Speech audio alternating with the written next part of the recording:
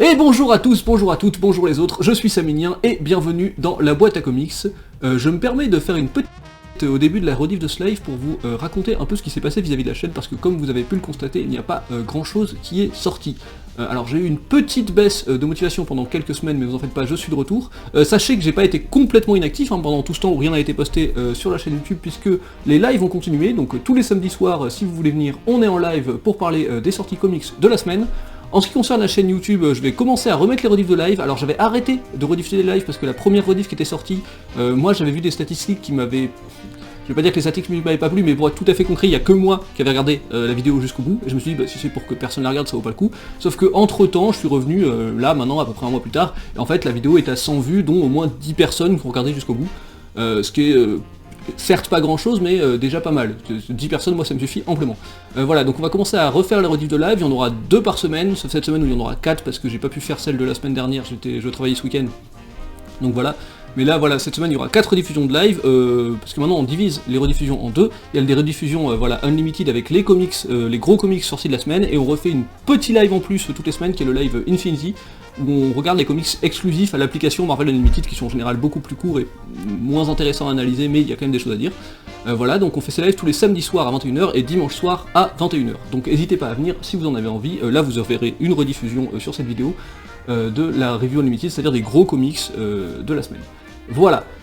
À part ça, pour la chaîne YouTube, j'ai commencé à écrire des vidéos, maintenant il faut que je tourne et que je monte tout ça. J'aimerais beaucoup vous faire un format monté, comme ce que j'avais fait pour la première review Unlimited toutes les semaines, sauf que si je faisais ça, je ne pourrais faire que ça, et il y a aussi d'autres choses dont j'ai envie de vous parler. Voilà, sur ce, je vous laisse profiter du live, et je vous souhaite une très bonne journée. Bonjour YouTube, c'est le retour des rediffs de live, donc viens en live, YouTube, viens en live, tu pourras poser toutes les questions que tu veux sur les storylines, c'est quand même mieux, c'est agréable. Donc là on a arrêté de faire les Infinity Comics et les comics normaux en même temps sur les lives, on va les faire en 2 lives différents, du coup il y aura 2 lives par semaine, un moyen et un petit, et le tout afin d'alléger mon PC, parce que mon PC est une patate, et si je live trop longtemps, il n'est pas content. Voilà.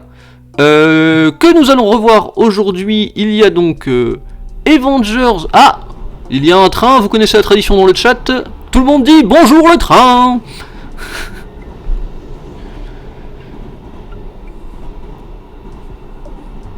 Ça arrive, il y a du délai dans le chat.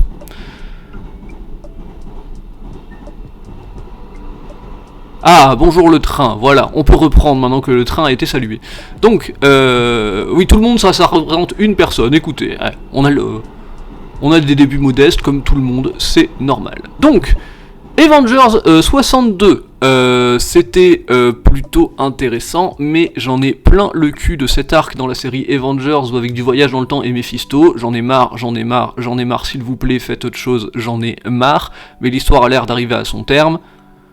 Enfin, Wolverine 27, alors j'étais très dubitatif sur le Wolverine 26, je sais pas, je comprends pas à quoi il sert, je comprends pas où on va. Ah, si c'est pour aller là, ok.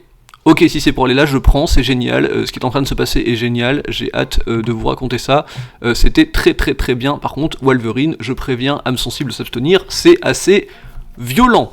Moon Knight 17, ce run de Moon Knight est exceptionnel, c'est 17 numéros de pur plaisir, et celui-ci ne fait pas exception, mon dieu que Moon Knight c'est cool en ce moment. Venom 13, introspection psychologique sous forme de boucle temporelle. Donc un truc génial dans un truc à chier. Donc je sais pas quoi en dire. C'est intéressant de constater l'évolution du personnage, mais on nous l'a spoilé dès le début parce qu'on sait déjà ce qu'il va devenir. Il est condamné à revivre éternellement un cycle de transformation qu'on nous a déjà annoncé dès le départ. Et en fait j'ai un problème avec le schéma de boucle temporelle, parce que soit il s'accomplit et la boucle se boucle, auquel cas on avait la réponse dès le départ, soit la boucle ne s'accomplit pas, auquel cas pourquoi créer un format de boucle ? Donc je ne sais pas, c'est bien mais c'est pas ce que j'aime. En vrai je pense que objectivement, qualitativement c'est un très bon comics, je pense juste que je suis vraiment pas le public, parce que moi les histoires avec des voyages dans le temps, j'en ai au-delà du chapeau. C'était pas une expression mais j'ai décidé que ça en était une quand même. Nous avons The Amazing Spider-Man 13, qui conduira à la série Gold Goblin dont on parlera tout à l'heure, mais voilà, j'étais là, le retour de Hobgoblin, oui c'est sympa, c'est pas sympa, je sais pas trop, j'arrive pas à savoir si ça m'intéresse ou pas. Mais en fait, si c'est pour amener à ce qui est en train d'arriver, c'est très chouette. Ghost Rider 8, Je sais pas quoi penser de ce run de Ghost Rider. En même temps, je passe un super moment à les lire et en même temps, je trouve l'histoire complètement pas très intéressante. Par contre, visuellement, c'est assez fou. Bon, c'est très gore, hein, encore une fois, c'est Ghost Rider. Je rappelle, j'ai précisé sur Twitch que mes lives étaient réservés aux personnes au-dessus de 18 ans. C'est parce que je dis des gros mots et parce que je montre des trucs un peu gore parfois, il faut pas se mentir. Voilà, mais par contre, ouais, je sais pas, cette histoire, je suis pas pris au trip, mais ça doit être parce que c'est pas ma cam, ce genre d'univers très sombre, mais j'ai pas passé un mauvais moment non plus, on va dire. Marauders 8, j'aime beaucoup la série Marauders, j'aime beaucoup les personnages dans Marauders, je ne le dirai jamais assez, mais bon Dieu, que la storyline à laquelle on est en train d'assister est débile, et ça me gonfle. Arrêtez de faire du voyage dans le temps, par pitié. Bon.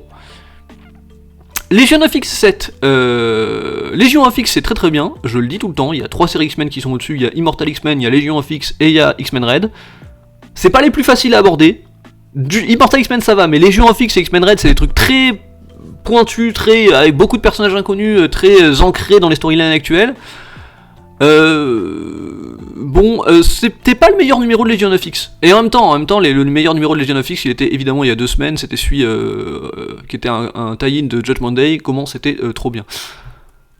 Captain America, Sentinel of Liberty, c'était très très chouette, et c'était très dubitatif au début sur la série Captain America, Sentinel of Liberty, parce que j'avais l'impression qu'on nous balançait un complot mondial en 5 minutes, ce qui est vrai, je trouve que le début est bâclé, mais ça prend un développement qui est hyper intéressant et qui s'est poursuivi, parce que moi j'ai déjà lu les comics de cette semaine du coup, qui s'est poursuivi cette semaine sur des choses vraiment très sympas, donc j'ai hâte de lire la suite. Ça compte pas, pourquoi ? Parce que c'est une réédition d'un vieux truc, pas tel quel, mais c'est une recompilation de plusieurs comics qu'on a refoutus dans un... Enfin bref, c'est pas un vrai comics sorti actuellement, c'est ça que je veux dire. Damage Control 4, Damage Control c'est une série humoristique, après c'est de l'humour très ricain, c'est parfois un peu gros, c'est parfois un peu pesant, mais c'était rigolo, je dois éternuer, attention. Et je me suis pas mute parce que j'ai pas les réflexes, parce que je suis un connard, j'avais dit que je disais des gros mots. Mais c'est pas grave. Donc Damage Control c'est une série qui est rigolote, après c'est parfois un peu lourd à mon sens, mais c'est bien d'avoir un aspect comique, un pan comique dans les comics. Ça fait redondant mais ça ne l'est pas. Nous avons Spider-Man 2, donc la suite de End of Spider-Verse. Bon, alors, j'aime bien, mais j'aime pas, mais j'aime bien. On en parlera plus en détail, il y a pas mal de choses que j'aime bien, il y a pas mal de choses qui me dérangent. Voilà. Axe Judgment Day Omega, c'était trop cool, c'est la conclusion du Judgment Day du point de vue des Eternals. Et c'est trop bien, donc ça nous donne d'un côté quel est le nouveau statu quo des Eternals, parce que le statu quo des Eternals a été complètement bouleversé. Donc on a ça d'une part, et bon non, on a que ça en fait, mais il y a plein de statu quo, c'est pas juste une entité les Eternals, c'est plein de personnages individuels, et c'est plein de moments assez touchants, c'était vraiment très chouette, Axe Judgment Day. On en reparle tout à l'heure, mais voilà, c'est la conclusion. La seule chose qui est dommage, c'est qu'on n'entendra plus parler de Axe derrière, et ça c'est mal au cœur quand même. Sabertooth and the Exiles, c'était intéressant. C'est pas ma série préférée de la semaine, mais il y avait quelque chose il y a un truc, je suis prêt à l'accorder. Black Panther Unconquered, une nouvelle série Black Panther qui a l'air sympathique, mais pas... bon, voilà. Spider-Man The Lost Hunt, là on part sur un what if, c'est pas vraiment what if, mais c'est pas l'univers 616, en tout cas c'est pas l'univers principal. Et c'est une histoire centrée sur Spider-Man et Kraven qui était plutôt intéressante. Et enfin, Fantastic Four Number 1, donc la nouvelle série Fantastic Four de 2022, puisque je rappelle, on a sur l'application 4 mois de retard sur les sorties, sur les véritables sorties, enfin sur les sorties en format papier, comment on dit, en kiosque, voilà. On a 4 mois de retard entre l'appli et le kiosque. Ce qui est pas grand chose, hein, 4 mois de retard ça correspond à peu près au temps de la traduction française, donc en soi ils sortent en anglais sur l'appli au moment où ils sortent en français en kiosque, plus ou moins. Voilà, ce qui est très rigolo d'ailleurs, parce qu'on peut aller voir sur les sites, là je suis sur un site qui justement résume, parce que j'ai plus d'une semaine de retard sur le live, je suis sur un site qui justement résume semaine par semaine les sorties, et tu peux les voir jusqu'à 4 mois à l'avance du coup, ce qui est plutôt rigolo. Enfin les futures sorties sur l'appli. Et Immortal X-Men 8 il compte pas, pourquoi ? Parce que je sais pas ce qu'il fout là, c'est un comics de la semaine prochaine, donc haha, on va pas en parler aujourd'hui. Bon, c'est tout pour le sommaire, on va pouvoir entrer dans les trucs en détail. Et les trucs en détail, on va commencer... Il y a quand même pas mal de sorties cette semaine, alors de rien. On va commencer avec Avengers 62. Alors non, c'est pépép.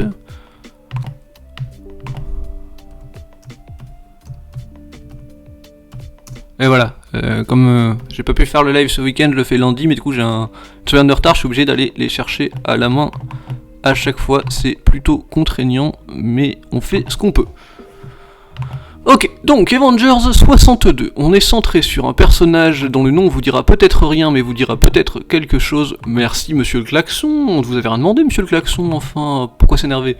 Et ce personnage c'est Agamotto. Qui est Agamotto? Agamotto est le sorcier suprême, et le premier du nom. Il faut savoir que dans les comics, alors dans les films, le sorcier suprême a la pierre du temps autour du cou. Dans les comics, il a l'œil d'Agamotto, et Agamotto était le premier sorcier suprême. Et donc toute cette histoire se passe à la préhistoire, à l'époque du premier sorcier suprême. Et en fait, ça va simplement nous raconter plus ou moins dans les détails, je vous mets pas toutes les images, hein, parce que voilà, je sais jamais à quel point j'ai le droit de vous montrer des trucs ou non, l'histoire d'Agamotto, qui était donc voilà un sorcier suprême à l'époque de l'homme de Cro-Magnon, et lui-même ne sait pas d'où il vient, ça c'est un peu dommage, on aurait aimé avoir un background de comment il a découvert la sorcellerie et tout, et lui-même nous dit, je sais pas comment je sais pas où je suis né, mais je sais. T'es là, ok, bah d'accord, c'est pas hyper...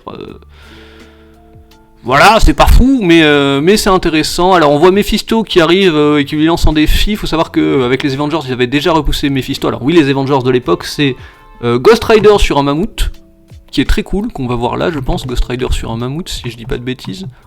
Voilà. Ghost Rider sur un mammouth. C'était Starband, c'était le Phénix, c'était Odin, et c'était le Black Panther, le premier Black Panther. Et c'était, je vais arriver, le premier enfin pas le premier, mais un Iron Fist. Voilà. Bref.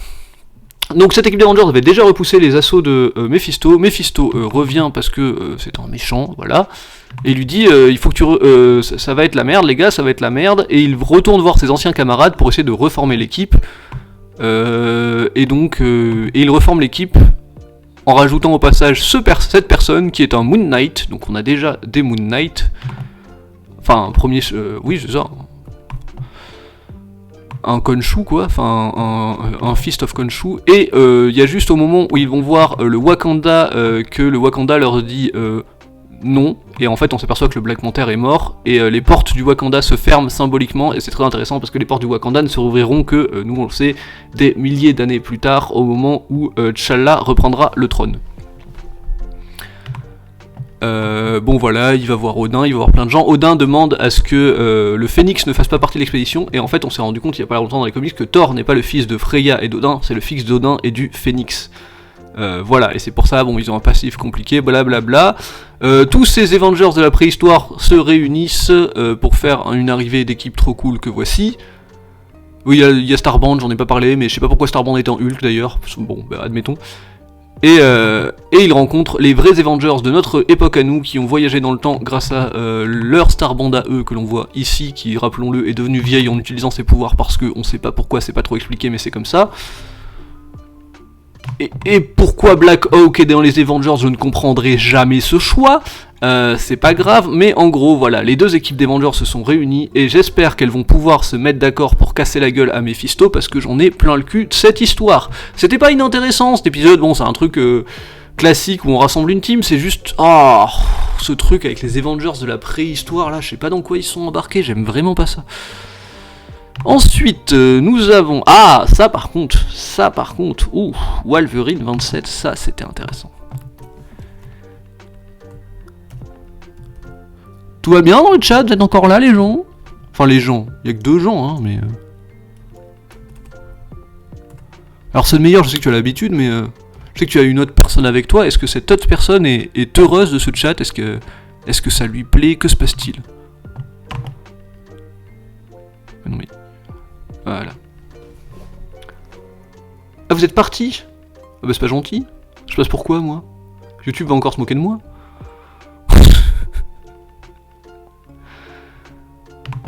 Donc, Wolverine, 26, je sais plus combien, vous avez 27, c'est marqué. Il suffit de savoir lire. Donc précédemment dans la série Wolverine, pour ceux qui étaient pas là, j'en parle, c'est-à-dire presque tout le monde. Dans cette série presque tout le monde, une personne sur deux en fait, dans ceux qui me regardent actuellement, mais il y a YouTube aussi, qui n'a pas eu accès au rediff jusque là. Ouh, attends, ça fait un nœud ça. C'est pas grave, c'est pas le moment de s'en occuper. Donc Wolverine avait été capturé et on avait commencé à revendre des parties de son corps aux enchères, et Beast, qui est le chef de la X-Force, donc la X-Force qui est la section spéciale de Krakoa qui est la nation des mutants, les mutants ont un pays maintenant, ça je vais pas le redire à chaque fois, mais là je le redis quand même les premières fois. Et la X-Force, voilà, qui a une espèce d'opération secrète assez violente, est dirigée par Beast, donc la bête en français, le mec bleu et avec la fourrure, pour ceux qui le remettent pas. Et avait offert, de cette négociation, de tuer Wolverine, et tout le monde se dit, sachant qu'il s'était engueulé la veille, et tout le monde se dit, c'est une ruse, ils vont trouver autre chose, on va voir, il se fait passer pour un assassin, il y a quelque chose qu'on nous cache. Et ça démarre sur la résurrection de Wolverine, avec toujours, mais mon dieu, mais... Vraiment à chaque fois, hein. The Hatchery, donc l'endroit, la nursery, je crois que ça se traduit, la nursery, c'est là où on fait clore les œufs. Dans Krakoa, c'est l'endroit où on ressuscite les gens en les mettant dans des cocons et en les faisant vieillir artificiellement. Regardez-moi la gueule de cet endroit, ça a l'air complètement alien, et c'est très bien parce qu'il essaie de créer une nouvelle culture, mais surtout, à chaque fois, les jeux de lumière me bluffent comment c'est magnifique. Cette série est trop belle. À chaque fois, cette série, les séries sur les mutants en général, mais à chaque fois qu'on est dans Krakoa, l'île en elle-même, il y a l'esthétique globale de Krakoa est très centrée. Enfin, au-delà des designs, il y a un travail très précis sur la lumière qu'on voit qu'ils ont réfléchi parce que c'est un travail sur la lumière qui revient sur quasiment toutes les séries qui parlent de Krakoa. C'est quelque chose qui est très important, la lumière au sein de Krakoa, et c'est normal parce que ça représente un nouvel espoir pour les mutants, donc c'est ça que symbolise cette lumière. Mais à chaque fois je suis bluffé de comment c'est beau. Et ça commence donc par la résurrection de Wolverine, qui donc avant qu'on lui réintègre son esprit a des instincts primaires de vouloir tuer tout le monde parce que c'est Wolverine. Et mais il se fait récupérer, c'est la page juste après. Il se fait récupérer par The Beast, qui vient lui mettre un collier. Alors ça, faut savoir que les trucs en plante comme ça, c'est de la technologie krakoane. En fait, ils utilisent l'île de Krakoa pour faire leur technologie. Et donc, voilà, qui lui met un collier, et on ne sait pas à quoi il sert, mais potentiellement, on se doute à le contrôler mentalement, ce qui est étrange, parce que dans la nouvelle, il l'avait tué, Wolverine. Donc, que se passe-t-il ? Et après, c'est juste, voilà, c'est des images, j'avais prévenu que c'était violent, c'est des images de gens qui montrent, voilà, des gens, des avant-après, en fait, voilà, c'est une suite d'images de avant-après, et à chaque fois on comprend que c'est Wolverine qui est passé et qui a tué tout le monde, et à chaque fois on nous dit cet homme déteste les mutants, voilà, on nous dit ces gens-là volent les fleurs des mutants qui leur servent de médicaments, voilà, ce mec répand de la haine en ligne sur les mutants, et voilà, à chaque fois on a des séries de avant-après comme ça, qui sont assez dures psychologiquement, et on comprend qu'en fait Beast, qui est le chef de la X-Force, donc qui doit veiller à la sécurité de Krakoa, et qui est le seul à avoir l'autorité de demander à ce qu'on tue des humains, au sein de Krakoa, a complètement pété les plombs, et en fait il se sert de... Alors l'appli a planté, mais c'est pas grave, continue de parler. Il se sert de Wolverine comme d'une marionnette pour tuer des gens, parce que Wolverine lui avait désobéi la dernière fois, il avait dit je ne tuerai pas des gens qui ne représentent pas une menace immédiate, et là en fait, on se rend compte en fait que d'ailleurs il cache ça au reste de la X-Force et au reste... Alors l'appli a totalement planté, c'est pas grave, je vais la relancer, je vais vous remettre ma gueule pendant un moment en continuant de parler. Il cache ça au reste de Krakoa, il cache même ça au conseil de Krakoa, il cache ça au reste de la X-Force, c'est-à-dire qu'il a complètement pété les plombs, il se sert de Wolverine comme une marionnette pour éliminer toutes les menaces potentielles, le pouvoir lui... Alors c'est pas que le pouvoir lui montait à la tête, mais c'est qu'il est devenu complètement paranoïaque et complètement extrémiste, surtout dans sa manière de voir les choses, dans son côté je fais ce qu'il y a à faire, et... Enfin je fais ce qu'il y a à faire, oui c'est ça, c'est... Nous sommes en danger, je n'assure que la survie de notre espèce, et tous les moyens sont bons pour préserver Krakoa. Voilà, et donc voilà, le reste c'est surtout des membres de la X-Force qui s'inquiètent, qui disent attends, nous ça fait longtemps qu'on n'a pas bossé avec Wolverine, il fait quoi? Et à chaque fois t'as Beast qui répond mais Wolverine il est occupé ailleurs et ça vous regarde pas, je dois maintenir les secrets de Krakoa, c'est normal, c'est la base, et en fait c'est complètement horrible. Et après on revoit la scène du meurtre où on revoit la scène des enchères, où effectivement on se rend compte que Beast a bien tué Wolverine, il a tué Wolverine, et il a empêché de regagner son humanité, enfin sa mutanité, parce que ce n'est pas un humain, après avoir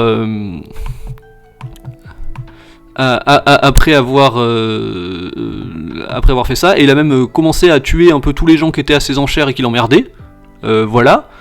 il a capturé le pote de Wolverine qui bosse à la CIA, on ne sait pas ce qu'il est devenu. Voilà, là, on ne voit pas plus loin que ça. Et quoi d'autre ça j'aime bien, une petite référence à Hamlet, c'est toujours un personnage qui a beaucoup cité Shakespeare, Beast. Qui a beaucoup cité Shakespeare, Beast dans les comics, et là il contemple sa propre réflexion dans le crâne en adamantium du Wolverine qu'il a assassiné. Je trouve... Bonjour le train, oui tout à fait, merci, je l'avais oublié, tiens. Bien, merci, t'es plus attentif que moi. Et donc voilà, il contemple son reflet déformé du coup, symboliquement, parce que c'est la folie qui est en train de le gagner, dans le crâne en adamantium du Wolverine qu'il a assassiné. Petite référence à Hamlet pour le personnage, j'ai trouvé ça très pertinent. Ah oui, il y a une autre chose qui montre qu'il a définitivement vrillé, c'est que il fait s'envoler le QG de la X-Force, grâce au pouvoir de Black Tom Cassidy, mais ça on s'en fout un peu. Ce qu'il faut retenir, c'est qu'il fait s'envoler le QG de la X-Force, et pour rappeler au monde entier qui ils sont, et il dit voilà, tout Krakoa, tout le monde verront exactement ce que nous sommes, et ça ressemble à un crâne géant. Bon, on met un peu la subtilité au tapis pour l'image, ça reste quand même très joli, hein, c'est Krakoa c'est beau. Voilà, mais on met un peu la subtilité au tapis. Voilà, maintenant c'est des méchants. La X-Force, c'est des méchants. Arrêtez de croire autre chose. Ils assassinent des gens sous des soupçons de peut-être qu'ils pourraient être dangereux un jour. Ils sont complètement vrillés. Mais d'ailleurs, c'est pas dire que le reste des gens décident de le suivre, hein, parce que dans X-Force, il n'y a pas que Wolverine, il y a aussi Domino, Sage, Black Tom, Deadpool et Omega Red.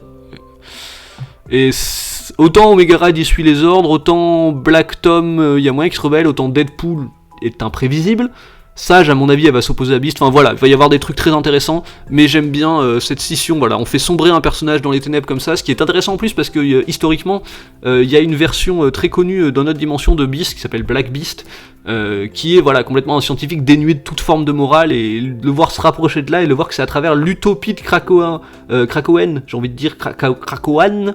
Bref, l'utopie de Krakoa, qui est censé vendre du rêve, un avenir meilleur et tout, et c'est lui, et ça l'a rendu complètement fou et gris et sombre et ténébreux. Enfin, voir que c'est ce côté utopique aussi qui a révélé son côté sombre à lui, je trouve ça hyper intéressant. J'ai beaucoup aimé ce Wolverine, c'est peut-être selon moi le comics de la semaine. On en reparle plus tard, mais faut que je revoie les autres aussi, mais c'était vraiment chouette. C'est vrai que lui, non, le comics de la semaine ça doit être Judgment Day Omega, parce que Judgment Day, mais c'était hyper sympa. Je vais pas m'attarder autant sur tous les comics, mais juste quand ça m'a beaucoup plu, bah, je le dis parce que ça m'a beaucoup plu. Et on enchaîne sur la plus belle des série Marvel actuelle selon moi. Alors c'est complètement subjectif, hein. Attention, j'en ai que mon opinion, vous avez le droit de trouver ça moche, enfin non, vous avez pas le droit de trouver ça moche d'ailleurs, si vous trouvez ça moche vous n'avez aucun goût, sachez-le, mais vous avez le droit de ne pas trouver que c'est la plus belle, ça en tout cas c'est bien votre droit. Mais rends-moi Moon Knight enfin. Voilà, merci. Moi je la trouve cette série parfaitement magnifique.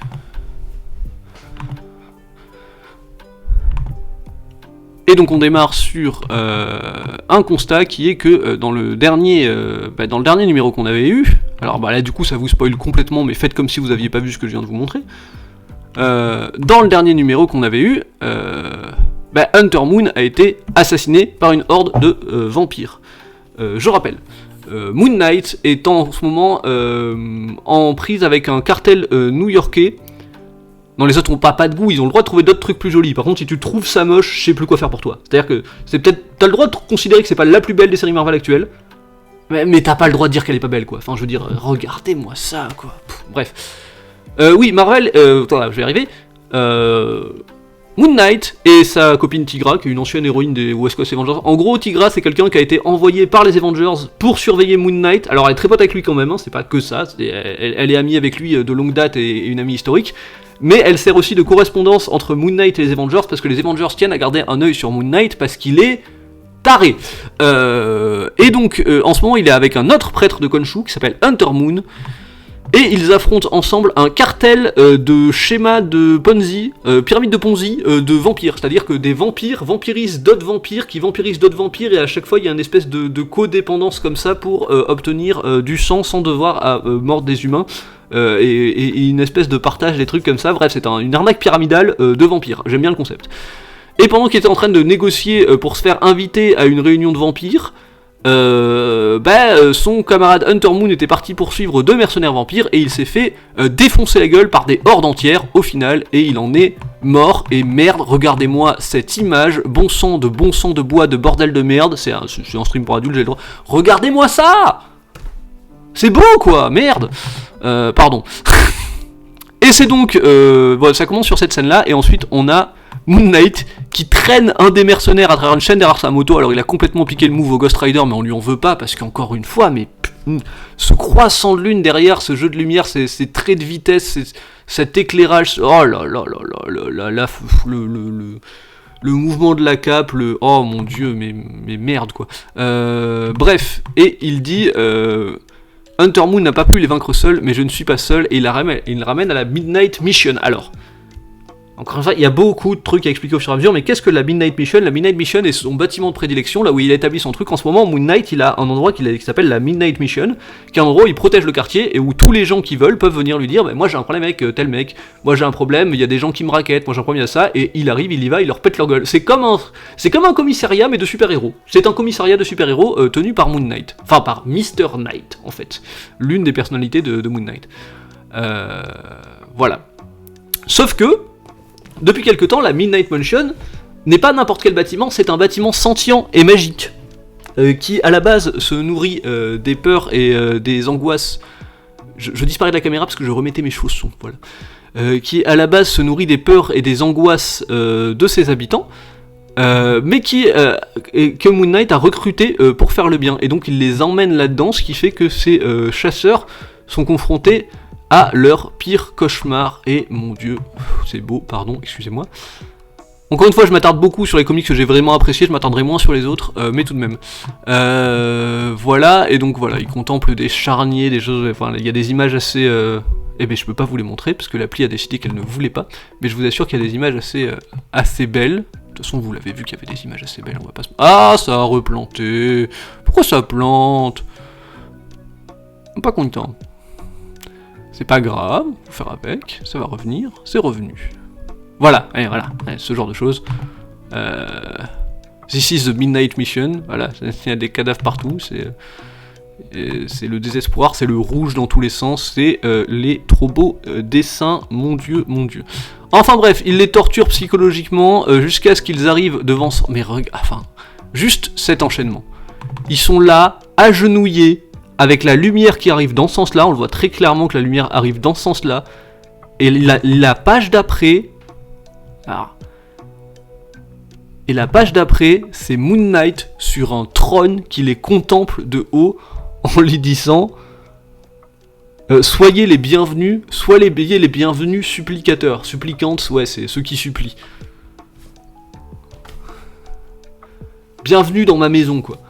Mon dieu, la classe de ce perso, alors c'est un psychopathe, total et absolu, y a aucun doute sur la question, mais mon dieu qu'il est cool, quoi. Je sais pas si j'ai le droit de dire que les psychopathes sont cool, mais je le dis quand même. Et il leur révèle ensuite un secret de Polichinelle, qui est que... Ah, le beau est présent, oui. Hunter Moon n'est pas mort parce que les Fist on Khonshu ne meurent pas. Et c'est vrai, les points de Khonshu reviennent à la vie quand ils meurent. Enfin, les prêtres de Khonshu. Notez au passage, mes petites subtilités, mais voilà, on en parle. La lune décroît pendant tout le truc. Le croissant de lune change et est de plus en plus petit pendant tout le numéro. Et au retour de Hunter Moon, la lune est quasiment éclipsée, il n'y a plus que le contour, et ça fait écho au front d'Hunter Moon qui est une pleine lune, contrairement au symbole de Moon Knight qui est un croissant de lune. Qu'est-ce que vous voulez faire ? C'est insane, c'est génial. Et donc ensuite on retrouve cette réunion de vampires où justement quelqu'un explique son arnaque de pyramidale de vampires et il dit je sais que la plus grande puissance vampire actuelle c'est la nation vampire, et il y a effectivement une nation vampire qui se situe au niveau de Tchernobyl, mais il dit voilà, nous avec notre arnaque, notre système, on a un truc, on colonise de plus en plus de vampires, et ça se passe bien, et je pense que d'ici 50 ans ce sera notre système à nous qui sera le plus gros système de vampires au monde, et on va bien y arriver. Et c'est à ce moment-là que tombent du plafond, en plein milieu de la réunion de vampires, les deux mercenaires vampires, qui ont des super pouvoirs en plus d'être des vampires, hein, qui tombent au milieu de la scène, et quelqu'un se dit mais qu'est-ce que ça veut dire? Et il fait bah c'est un cadeau, on m'a dit que ça faisait bien d'amener des cadeaux quand on était invité à une fête, so let's party. Et t'as Mr. Knight, dans son costume de Mr. Knight, qui débarque avec Tigra à la réunion des vampires. C'est ce qu'on appelle une sacrée entrée, c'est ce qu'on appelle un sacré jeu de couleurs. Mon dieu, ce dessinateur me rend fou. C'est trop cool, voilà. Le reign actuel de Moon Knight, c'est de toute façon beaucoup trop cool. Parlons de trucs moins cool. Venom 13. Ça va, on a eu assez de beauté. Enfin, Venom, je dis pas que c'est moche, hein, mais je dis juste que Moon Knight, c'est exceptionnellement beau. Genre, c'est rare d'avoir des trucs aussi beaux. J'ai même pas demandé, la musique est pas trop forte depuis tout à l'heure, j'ai un petit doute.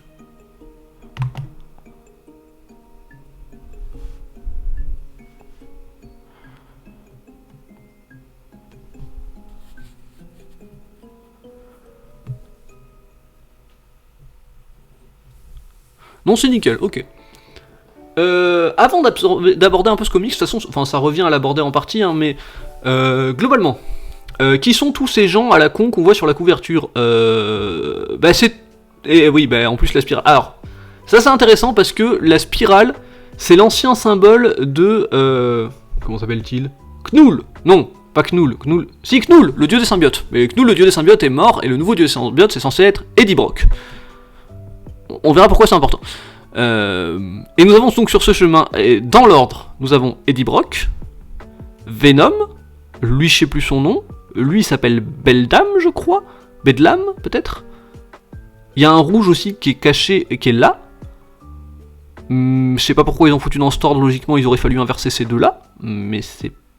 Non en fait il aurait même fallu mettre celui-là là, mais c'était pas très grave. Lui je sais plus son nom, et ça c'est Meridius. Et donc on nous présente un cycle qui est le suivant, en gros. Venom a été transporté dans un lointain futur. Donc Eddie Brock, mais sous la forme de Venom, a été transporté dans un lointain futur où il est condamné à revivre des événements en boucle qui vont le transformer en transformations successives jusqu'à devenir Meridius. Les événements étant, il perd espoir et se transforme en cette chose, suite à quoi il n'est plus qu'une rage incarnée et il devient Bedlam, le rouge, et pendant qu'il est rouge, il décide de tuer son fils, suite à quoi il devient complètement fou et ne voit plus que l'ironie et le drôle dans chaque situation et devient cette personne, et quand il en a marre de rire, il devient cette personne qui suit Meridius assidûment jusqu'à devenir lui-même Meridius. Ça, c'est le schéma de base, et ça pourrait être intéressant. Et en plus, si on nous avait pas raconté toute l'histoire à l'avance, c'est-à-dire que voilà, là je viens de vous raconter l'histoire de la série, et je suis sûr que dans les 12 prochains numéros, c'est exactement cette histoire qu'on va nous raconter. Alors à quoi bon, en fait? Pourquoi j'irais lire une histoire que je connais déjà depuis 3 numéros? Bref. Pardon, je m'énerve, les boucles temporelles ça me gonfle. Non mais je devrais pas m'énerver en vérité, c'est un comics, c'est pas grave. Voilà, ben là on a lui qui est déjà sous sa forme désespoir du coup, qui va aller frapper et l'autre qui vient se foutre de sa gueule, hein, parce que c'est celui qui voit l'humour partout, et il le frappe en réponse, l'autre se fait tuer par lui-même, il y a que lui de toute façon. Il commence à se transformer en Bedlam, donc en symbiote méchant. Et l'autre lui dit ça sert à rien. Enfin bref, en gros c'est que des discussions avec lui-même pour dire tout ce que tu ne fais sert à rien parce que je l'ai fait avant toi et que tu finiras au même endroit que moi. En vrai il se passe que ça, je suis désolé. C'est pas forcément des plus intéressants, sauf qu'à un moment l'autre lui laisse échapper. Si tu veux partir, tu n'as qu'à partir. L'autre dit mais on peut pas partir. Et lui il fait mais bien sûr que si on peut partir. Cet endroit est en symbiote et nous on contrôle les symbiotes. Et il se rend compte que en fait il peut partir. Et c'est à ce moment-là que lui se dit oh non, les événements se répètent encore, peut-être que c'est pas drôle, et qu'il devient il arrête d'être celui qui voit le drôle partout. C'est à ce moment-là de son histoire, ok, qu'il arrête celui qui voit le drôle partout et qu'il devient celui qui va suivre Meridius partout. Bon, très bien. Et pendant ce temps, Venom, où a-t-il été transporté? Il a été transporté dans un endroit étrange qui s'appelle le Limbo. Alors le Limbo, si vous suivez ces reviews, vous en avez déjà entendu parler, c'est une dimension qu'on voit beaucoup dans Marvel, où il se passe plein de trucs chelous. Globalement, il atterrit dans l'atelier d'un magicien, il finit par réussir à s'en échapper, mais dehors il tombe sur des monstres qui l'attaquent, et les monstres ont a priori un maître, il réussit à vaincre tous les monstres, mais la maîtresse des monstres sort de son char, et la maîtresse en question, c'est Madeline Prior, qui est un clone raté de Jean Grey, qui est la reine actuelle de Limbo, parce qu'une autre mutante du nom de Magic lui a laissé les rênes, et qui est un personnage qui est pas inintéressant, juste je comprends vraiment pas ce que le Limbo et ce que Madeline Prior viennent foutre dans cette histoire-là, et de toute façon l'histoire ne m'intéresse pas à la base. Voilà pour le Venom de cette semaine. Venom c'est cool quand ça parle de Dylan Brock, Venom c'est pas bien quand ça parle de Eddie Brock. Voilà. Nous avons The Amazing Spider-Man 13. Alors, rappel de la storyline en cours. Attendez, on va le chercher déjà quand même. Donc actuellement, Spider-Man travaille pour Norman Osborn, qui est redevenu gentil et qui a été expié de tous ses péchés magiquement par un personnage qui s'appelle The Sin Eater. Ce qu'il s'est passé ensuite... Attendez, j'arrive. Non, oui. Récemment, un personnage est réapparu en la personne de The Hobgoblin, donc le Hobgoblin, le bouffon gris en français. Attendez, il n'y a plus de musique, c'est scandaleux. Je vais remettre de la musique, je reviens. Enfin, je suis toujours là. The Hobgoblin. Et il y a eu une question sur est-ce que The Hobgoblin était Roderick Kingsley, une ancienne identité du Hobgoblin, ou est-ce que The Hobgoblin était Ned Leeds, une ancienne identité du Hobgoblin aussi, mais avec qui on avait fait forcer de croire qu'il était le Hobgoblin. Et ben en fait, c'était les deux. Il y avait deux Hobgoblins, et on s'était arrêté à ce constat-là. Je vous remets l'image de suite, maintenant que la musique est revenue. On s'était arrêté à ce constat-là de il y a deux Hobgoblins et c'est les deux. C'est-à-dire que Roderick Kingsley a repris son identité, mais il a aussi ressorti la machine qui lui permet de faire croire à Ned Leeds qu'il est le Hobgoblin, et du coup c'est tous les deux les Hobgoblins. Je dis Hobgoblin, mais c'est bouffon gris en français. Il y a un combat entre Spider-Man et les bouffons gris, et Norman Osborn voit tout ça depuis un ordinateur sur son lit d'hôpital, parce que la dernière fois il s'était fait tabasser par un des bouffons gris justement, voit tout ça sur un ordinateur depuis son lit d'hôpital, et il décide d'enclencher un truc qu'on ne connaît pas, et ok. Et donc Spider-Man les combats jusqu'au moment où... Alors c'est très intéressant comme combat, c'est pas le plus intéressant review, il n'y a pas grand chose à raconter sur les combats, je pourrais vous le montrer en image par image, mais je pense pas que ce soit forcément le plus intéressant à vous montrer. Jusqu'au moment où Spider-Man vient se faire sauver par un nouvel arrivant très étrange, et qui a lui aussi un planeur de gobelins, et ça c'est une armure qu'on avait déjà vue, qui était fabriqué par Norman Osborn, et il vient de se faire sauver par Norman Osborn. Donc Spider-Man sauvé par Norman Osborn, déjà c'est un postulat très intéressant, et Norman Osborn devient donc un nouveau personnage appelé le Gold Goblin. Suite à ça, ils arrivent à vaincre les deux bouffons. Ned Leeds se fait capturer et soigner, mais Roderick Kingsley s'enfuit. Ensuite il y a une scène assez émouvante avec la femme de Ned Leeds qui remercie... On n'est pas sûr qu'elle sache que Peter est Spider-Man, mais a priori elle le sait, qui remercie Peter de l'avoir aidé, et parce que Peter l'a aidé, mais Spider-Man aussi, mais bon, il y a une espèce de double texte. Et ensuite on retrouve Roderick Kingsley devant la machine à faire croire qu'il est le bouffon gris, et qui demande à ce qu'on lui mette dans la machine. Attends, mais c'était pas lui le master depuis le début, et non, depuis le début c'est Queen Goblin, un autre personnage gobelin. Et en fait, on se rend compte... Alors, autre chose que j'ai pas dit, Norman Osborn a vu tout ça depuis son ordinateur portable qui lui a été amené par un employé de sa société pour qu'on puisse suivre, mais quand il rappelle sa société, il apprend que aucun employé ne lui a amené d'ordinateur. Et donc, on ne sait pas qui est cette personne qui a employé un ordinateur à Norman Osborn, qui a envoyé un ordinateur à Norman Osborn. Or, il se trouve que The Queen Goblin est amoureuse du bouffon vert, et on se rend compte que tout ça était une machination pour forcer Norman Osborn à remonter sur un planeur et à réendosser un costume, afin de faire renaître en lui des pulsions qui l'amèneront inévitablement à redevenir le bouffon vert. J'aime bien cette histoire. Comme souvent dans Spider-Man, c'est des histoires très personnelles, très sur la psychologie de ses proches, qui impliquent beaucoup de gens que Peter Parker connaît personnellement, je l'ai déjà dit, mais voilà, c'est vraiment, on est vraiment dans l'ordre de l'intime dans Spider-Man, on n'est pas sur des grosses menaces, enfin, il y a des gros niveaux de menaces, mais ça a toujours été ça Spider-Man, c'est des méchants qui parlent à l'ordre de l'intime autant qu'à l'ordre du dangereux. C'est dangereux parce que ça menace la vie de Peter Parker à titre personnel, autant que ça menace la vie d'innocents. Et c'est ça qui est intéressant. Voilà, j'aime bien l'histoire que ça raconte, j'aime bien ce qui est en train de se passer.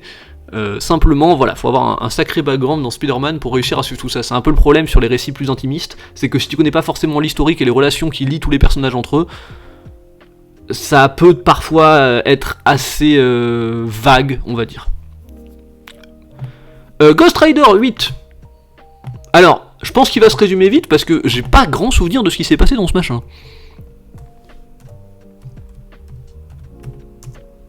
Toujours là les gens ? Ça vous plaît toujours ? N'hésitez pas à dire des trucs quand vous avez des trucs à dire ou si vous avez des questions à poser. Hein.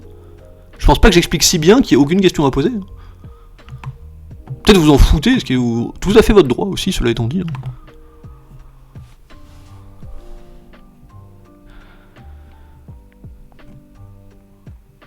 Alors c'était très rigolo parce que sachez que moi sur mon retour j'ai vu le message oui juste après avoir dit c'est peut-être que vous en foutez. Voilà, ça m'a fait rire. Alors, que se passe-t-il du côté de Ghost Rider ? Bon. C'est hyper clair. Bon bah très bien alors. Très bien. Donc, le Ghost Rider est cette personne qui est une ancienne agente du SHIELD qui travaille maintenant pour le FBI et qui est aussi une sorcière, ont fini par se rencontrer parce qu'ils bossent sur la même affaire, à savoir une série d'événements cataclysmiques et terrifiants qui ont lieu dans les États-Unis, et ils se rendent compte que... Alors me demandez pas comment, parce que honnêtement j'ai aucune idée de comment ils font ça. Si on met partout... si on réunit tous les articles qui parlent, voilà, on parle de gens, voilà, des cultes démoniques, le soleil qu'on n'a pas vu depuis un mois, vraiment, c'est pas des petits trucs, hein, des gens qui prennent combustion spontanée, mais bref. Alors figurez-vous que si on réunit tous ces articles de journaux, qu'on les pose par terre, voilà, des symboles apparaissent gravés dans la chair, voilà, des trucs bien dégueux. Bon, et si on pose tous ces trucs par terre et qu'on dessine un symbole au pif dessus, et ben ça fait un symbole magique, un pentacle. Ou le bouclier de Captain America, mais en magique. Alors, ils auraient tiré des traits sur une carte, je comprends, mais là, les gars, vous foutez pas de ma gueule, ça dessine une étoile au sol parce que vous avez choisi de dessiner une étoile au sol avec. Enfin, la magie peut expliquer des trucs, mais elle peut pas expliquer ça, là vous êtes juste en train de vous foutre de ma gueule. C'est pas grave. Ah non, quoique, attendez. Oh non, j'ai dit une bêtise. Oula, pardon, excusez-moi. Bah non, j'ai dit de la merde. Ils ont dessiné une carte des États-Unis au sol, gravée dans le bois, j'ai pas vu. Et ils ont placé les articles à l'endroit où ça se passe. Autant pour moi. Bon, bah effectivement, donc ils se rendent compte que qu'il y a bien un truc sataniste derrière tout ça, et ils décident de se rendre à l'un des points de convergence. Non, j'ai dit de la merde. Autant pour moi, non, vraiment. Ils décident de se rendre à l'un des points de convergence qui est Chicago. Sur la route, ils se font attaquer par des tas de démons dégueux. Pendant ce temps, une espèce de... Oh, rien ne regarde pas, il y a plein de vers de terre dégueux qui grouillent et qui font un gros monstre de vers de terre dégueu. Attention.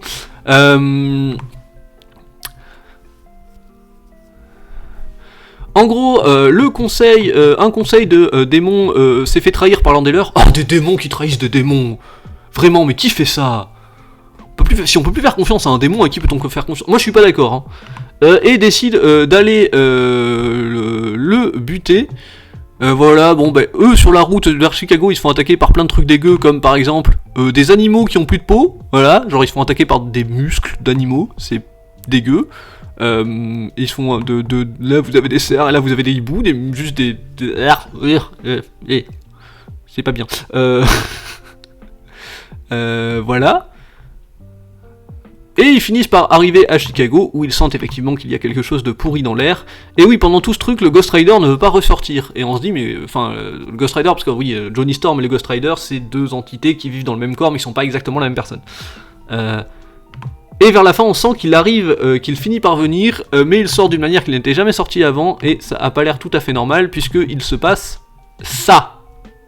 Ça fait pas ça d'habitude, son crâne prend feu et c'est fini, là il y a un milliard qui sert de sa bouche et sa chair commence à fondre. Bah j'avais dit que c'était dégueu, hein. Ok, bah pourquoi pas. C'est pas des plus palpitants, alors voilà, ça, comme je disais, cette série Ghost Rider c'est un récit qui est... L'histoire est pas hyper palpitante, mais on se laisse hyper entraîner parce que... J'ai envie de dire que le scénario est pas essentiel dans cette série-là, c'est juste l'ambiance. L'ambiance est très bien retranscrite dans ce truc très glauque, très...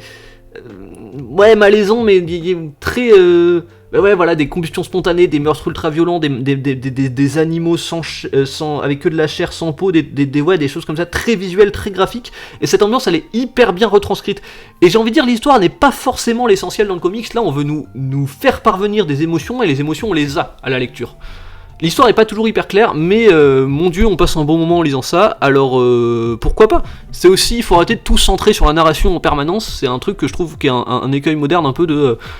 on va chercher le petit plot hole, le petit truc qui marche pas dans l'histoire et tout, mais une histoire c'est aussi là avant tout pour nous raconter des émotions, et là ça marche, donc que dire d'autre. Nous avons... Alors, Marauders... Oh, Marauders 8, oh je vais m'énerver. Je vais pas m'énerver, mais donc...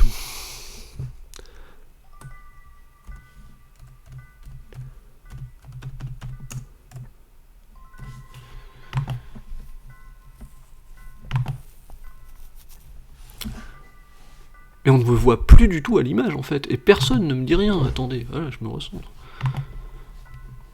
Marauders 8, alors, le problème que j'ai avec la série... Oui, bon, ça c'est parce que j'avais remontré cette image, elle m'avait beaucoup fait rire. Dans la série actuelle Marauders, ils ont l'équipe des Marauders, qui sont donc des gens qui sont chargés de secourir les mutants qui ne sont pas dans Krakoa, pour les aider à revenir à Krakoa et à revenir voilà, dans ce pays qui appartient aux mutants. L'équipe des Marauders a réussi à secourir d'une capsule temporelle des mutants qui viennent d'une civilisation qui existait il y a 5 millions d'années, de mutants, donc une civilisation de mutants antérieure à l'humanité, sachant qu'on nous a toujours vendu les mutants comme une mutation de l'humanité dont le premier membre était Apocalypse apparu en Égypte antique, qui leur dit que leur société a été détruite par une espèce de parasite, voilà, et qui leur demande de l'aide pour les sauver, ce à quoi les Marauders répondent « Oui ». Donc ils sont chauds pour voyager 5 millions d'années en arrière pour sauver une civilisation mutante, effaçant de ce fait tout. Et eux, ça leur pose pas de problème. Ils sont là, ouais, chaud, on y va. C'est très difficile de parler de cette série sans s'énerver pour cette raison. Et d'ailleurs, la série commence, l'issue, le numéro, commence sur une discussion. Non, il commence sur un flashback de la guerre et de quand ils sont partis, mais c'est pas le plus intéressant. Il commence surtout sur une discussion pour savoir s'ils doivent y aller ou non. Et alors, j'ai pas compris, mais ça m'a fait un peu rire de... Pourquoi tous les avoir foutus à poil? Ils en discutent posément à poil dans un bain. Bah écoutez, ça montre que l'équipe est soudée, quelque part, ça montre qu'il n'y a pas de tabou entre eux, et surtout que c'est un truc qui est à peu près assumé dans les designs. On a déjà vu Wolverine tout à l'heure à sa renaissance, comme quand les mutants ressuscitent, ils sont nus, il y a un espèce de... et même ils sont souvent présentés aux autres mutants nus, après leur résurrection, il y a un espèce de truc consensuel de la nudité, c'est quelque chose de très acceptable sur Krakoa. Dans ce cas-là, j'ai envie de vous dire, pourquoi pas. Enfin, là où ça me dérange toujours, c'est qu'ils sont obligés de jouer avec les codes de censure pour pouvoir commercialiser dans les limites d'âge qu'ils veulent, et que du coup, ils assument jamais réellement la nudité. Moi, tu vois, vous voulez faire de la nudité, faites de la nudité, mais montrez-moi des pénis, montrez-moi des seins, montrez-moi des vagins, allez-y, si vous voulez faire du nu, faites du nu, quoi. Mais bon, on comprend, il y a les limites d'âge, restrictions, j'ai le même problème avec le cinéma, hein. Je préfère les œuvres qui sont franches là-dessus. En fait, l'érotisation des personnages ne me dérange absolument pas, enfin là c'est même pas une question d'érotisme, mais c'est la nudité n'est pas quelque chose qui me dérange. Simplement, essayer de foutre de la nudité dans des médias où de toute façon on ne peut pas l'assumer à fond, c'est quelque chose avec lequel j'ai du mal. Mais bon, écoutez, c'est une manière de monter l'intimité au sein du groupe, admettons. Donc voilà, tous ces gens discutent de s'ils devraient y aller ou pas, il y a pas mal d'arguments, des gens qui disent oui, des gens qui disent non, il y en a un notamment qui fait une remarque que j'ai trouvé parfaitement débile, qui est moi je viens d'un futur dystopique et j'ai fui mon époque et je vous sauve aujourd'hui, c'est quoi la différence? Et moi j'aimerais dire, la différence c'est que toi tu viens d'un futur dystopique, c'est-à-dire que tu as fui ton époque spécifiquement pour empêcher que ton avenir ne se produise. C'est ça la différence. Bref, bon, il y a les nouveaux mutants qui s'intègrent, qui apprennent un peu la culture du coin, ça, il y a des scènes assez intéressantes, mais dans lesquelles je vais pas rentrer, parce que elles sont pas intéressantes pour l'histoire, mais elles sont intéressantes à lire, parce que ça pose des réflexions sur qu'est-ce que l'humanité, qu'est-ce que la vie sur Krakoa, différentes perceptions du monde qui se confrontent, c'est assez intéressant, sur ce point-là, sur les anciens mutants qui se font à la vie à Krakoa, et à la fin, les Marauders décident d'aller remonter le temps pour sauver cette civilisation mutante. Ils arrivent Oui, ils peuvent remonter le temps, ils ont un mutant qui fait ça. Oui, c'est important de le dire quand même. Ils arrivent en plein milieu du conflit entre les mutants et leurs ennemis. Là, je saurais vraiment pas vous dire qui est qui, parce qu'ils ont tous des gueules de cons, soyons très honnêtes. Et j'aime bien, par contre, il y a une idée visuelle que je trouve très intéressante. Quand ils arrivent, ils voyaient sous la forme d'une seule entité, en fait. Qui est ce truc, alors ils se redivisent derrière. Mais un truc intéressant, c'est voilà, ces espèces de bouts de miroir qui reflètent les visages de chacun, qui forment la tête de cette entité-là. Ça, j'ai trouvé ça cool. Ça, j'ai trouvé ça très très cool visuellement. Très bonne idée. Ils se battent. À la fin, un des mutants, un des trois qu'ils avaient réussi à sauver se fait posséder, parce que oui, les méchants sont des trucs qui possèdent les gens, ce qui fait qu'en fait, c'est des mutants qui affrontent des mutants. Hein. Et voilà, ça s'arrête là. Bah, pas un mauvais numéro, encore une fois, les scènes de discussion posent des arguments intéressants, même si elles arrivent aux très mauvaises conclusions. Les mutants du passé qui essaient de s'habituer et de comprendre ce qu'est devenu la culture mutante et qu'est-ce que la vie sur Krakoa, ça c'est intéressant, c'est un choc culturel, c'est toujours intéressant de représenter un choc culturel. Bon, la baston finale, c'est une baston. Voilà. C'est jamais, c'est rarement en tout cas les moments les plus palpitants des comics, les bastons. Cette histoire me gonfle. Je sais pas quoi en dire d'autre, elle est bien racontée, elle est bien dessinée, c'est des personnages que j'aime beaucoup, mais cette histoire me gonfle. Réellement, quoi. Bon. Pas bien quoi en dire de plus. On va passer à Legion of X 7. Je regarde, il en reste beaucoup encore. Ah ouais, la vache. Putain, on avance pas, hein. Oh, quoique, si, on avance un peu quand même. On a fait 1, 2, 3, 4, 5, 6, 7, il en reste 1, 2, 3, 4, 5, 6, 7, 8, 9. On est presque à la moitié. On va peut-être faire une petite pause après Legion of X7, juste histoire que j'aille boire, que je me dégourdisse, mais vraiment 3 fois rien. Legion of X7.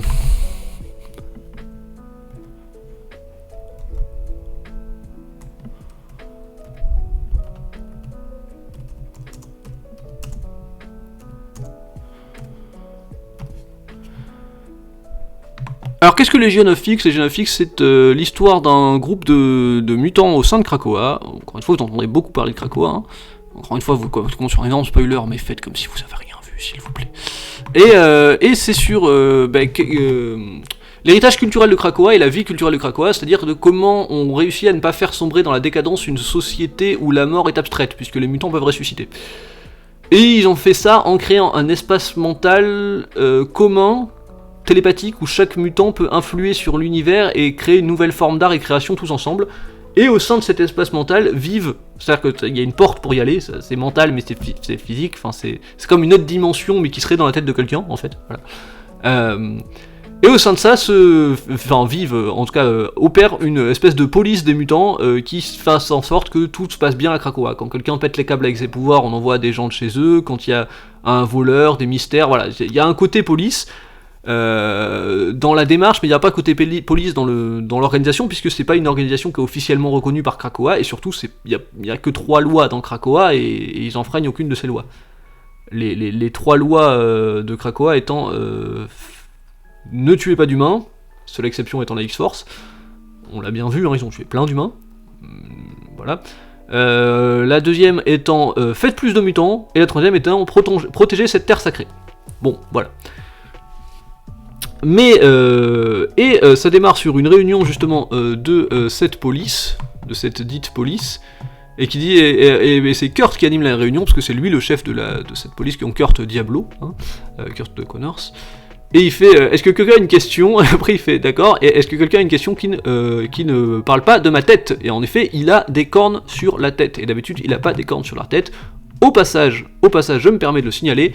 J'aime beaucoup ce design de Scott. Je trouve que le truc, le fait d'avoir viré toutes les lignes sur le juste au corps, d'avoir juste gardé cette espèce d'ensemble noir avec les bottes quand même, et ce manteau cap rouge par-dessus, ça rend trop bien. C'est hyper simple comme design, mais c'est très très efficace. Voilà, et donc une partie... Alors en fait il y a 2 histoires en parallèle qui vont se former.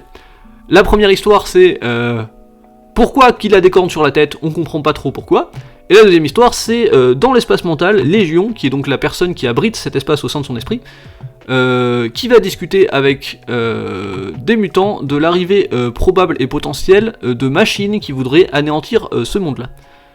Mais en fait, on ne dit pas grand chose. En fait, je viens de vous résumer cette intrigue. Elle est vachement mieux expliquée, vachement plus complexe que ça. Mais en gros, ce qu'il faut en retenir, c'est que une civilisation avancée de machines, qui est tellement avancée qu'elles évoluent même sur le plan psychique, pourrait venir essayer de détruire cet espace psychique, et ça emmerde beaucoup Légion parce que lui il le voyait comme une utopie créative et qu'il n'a pas envie de militariser cet endroit, mais qu'il se retrouve contraint de mettre en place des armes et des systèmes de défense au sein d'endroits qui étaient censés être une utopie pacifiste et créative. Intéressant la militarisation de cet espace qui était jusque-là plutôt très innocent, qui avait même servi de refuge pendant les attaques sur Arakko. Je vais pas rappeler ce que sont les attaques sur Arakko, ceux qui étaient là quand j'avais parlé de X-Men Red au cours de l'événement Judgment Day savent de quoi je parle.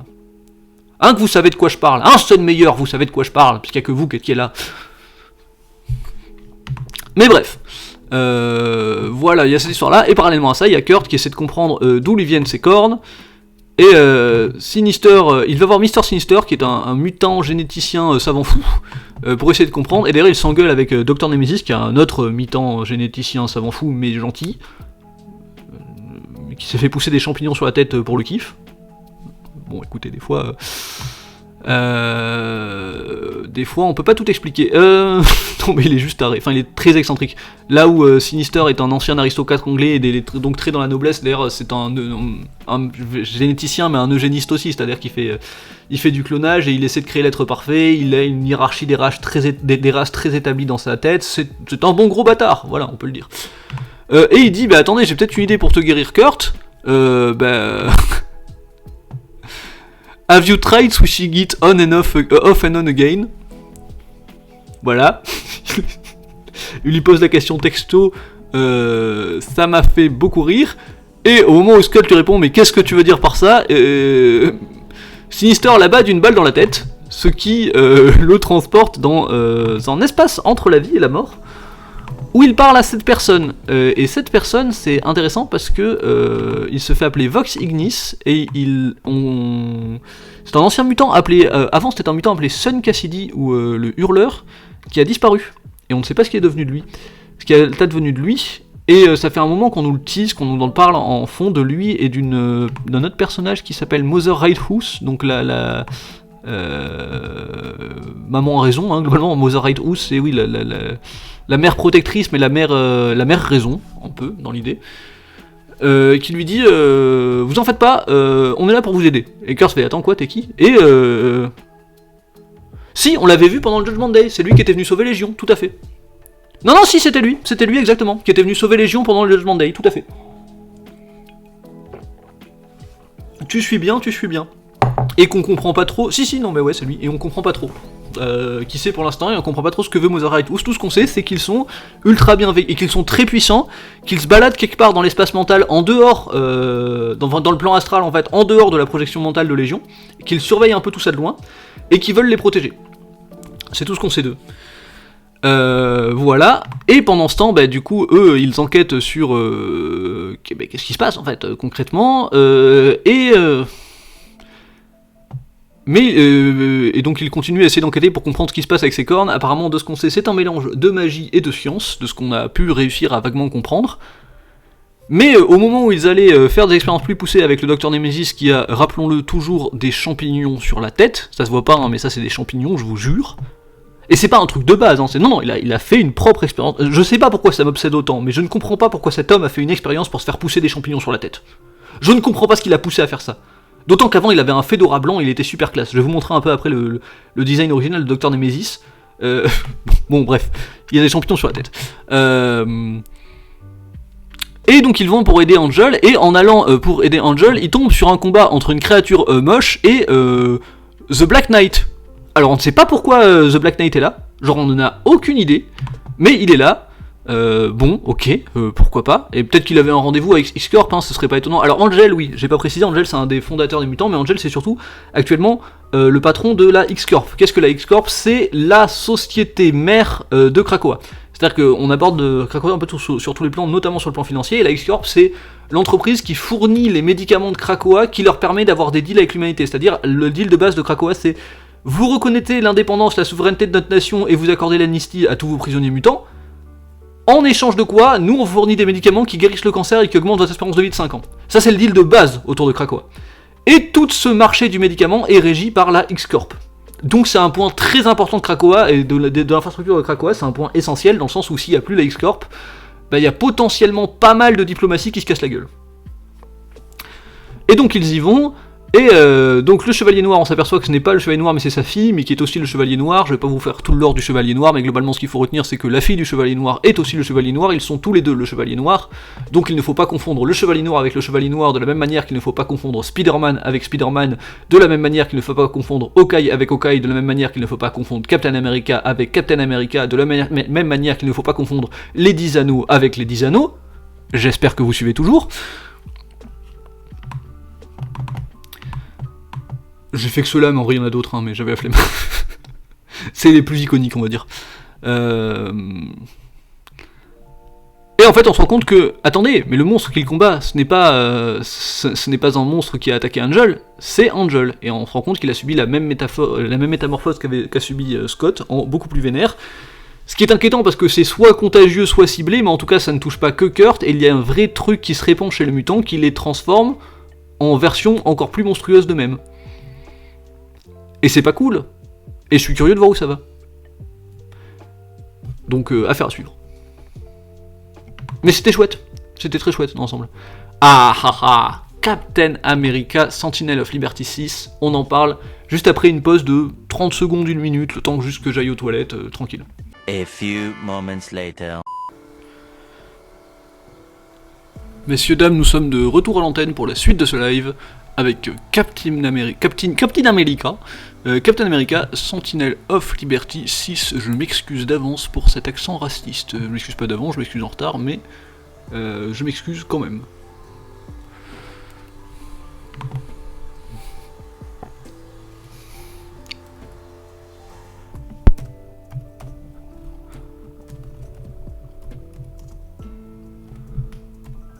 Alors... Eh bien, dernière nouvelle, pour rappel, dans Captain America Sentinel of Liberty 6, Cap et Bucky avaient découvert... Mais non, il n'y a pas Symbol of Truth. Mais oui, mais si je tape symbole, il va me mettre symbole, hein. Oui, ça paraît logique. Captain America Sentinel of Liberty, Bucky et Cap avaient découvert un complot mondial mené par 5 personnages qui se font appeler l'Outer Circle, donc le cercle extérieur. Je n'ai pas d'image, j'en suis navré. Mon live a planté ? Bon, allô ?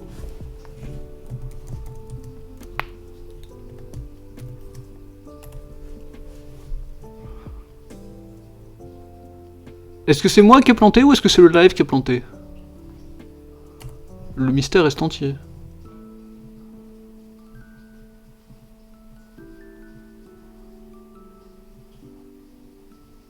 Allô, allô ? Le live est vivant. D'accord, c'est mon retour qui est mort. Ah, mon retour est de retour. C'était mon retour qui était mort. Tout va bien, excusez-moi. Ok, bon, eh bien voilà. Donc là, je ne le voyais pas parce que l'ordi a décidé que je ne me montrais pas. J'essaie d'avoir une page. Voilà, j'ai une page. Ils avaient découvert un couple mondial mené par 5 personnages qui se font appeler l'Outer Circle et qui représentent chacun une chose différente, à savoir, si je dis pas de bêtises, l'argent, le pouvoir, la machine, l'amour et la révolution, et qui mènent un jeu pour essayer de contrôler le monde, où ils jouent à la fois les uns avec les autres, mais surtout les uns contre les autres, chacun essayant de prendre le dessus sur les autres, mais en restant dans une série de règles établies entre eux, pour maintenir un équilibre des pouvoirs. Et la dernière fois, Bucky et Cap avaient voulu détruire cet Outer Circle et s'étaient retrouvés face à la Révolution qui a tendu un pistolet à Bucky et qui lui a demandé de le tuer. Surprenant. Captain America s'est interposé parce qu'il ne veut pas qu'on tue des gens et il ne veut pas laisser son ami Bucky retomber dans le cycle du meurtre, mais Bucky a tiré la balle à travers l'épaule de Captain America directement dans la Révolution, et la Révolution est morte sur le coup. Ce qui rend Cap plutôt vénère. S'ensuit une argumentation entre les deux sur Bucky qui dit « Je vais prendre sa place pour détruire ce système de l'intérieur » et Cap qui dit « Je ne partirai pas sans toi, mon ami ». Grosse tension. Les deux finissent par se disputer et j'aime beaucoup, mais je ne peux pas vous le montrer, mais vous le voyez là, en petit pour vous, mais bon, voilà. C'est une page entière pour le premier coup du combat, c'est la symbolique de l'éclatement de l'amitié entre les deux, c'est toute cette tension qui explose d'un seul coup. C'est beau visuellement, mais c'est aussi beau symboliquement, ce côté... voilà. Et d'ailleurs, vous voyez qu'ici, alors vous le voyez en petit, hein, encore une fois. Oui ? Que se passe-t-il ?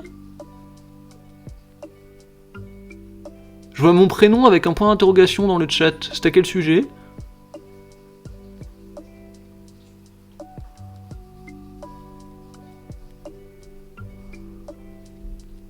Ok, très bien. Et je m'appelle Saminien, quand on est sur Twitch. C'est con, hein, mais si on peut s'habituer à pas utiliser mon prénom, c'est pas plus mal. C'est pas un reproche, hein, je signale, c'est tout. Ah, c'était tout à l'heure, bon, très bien.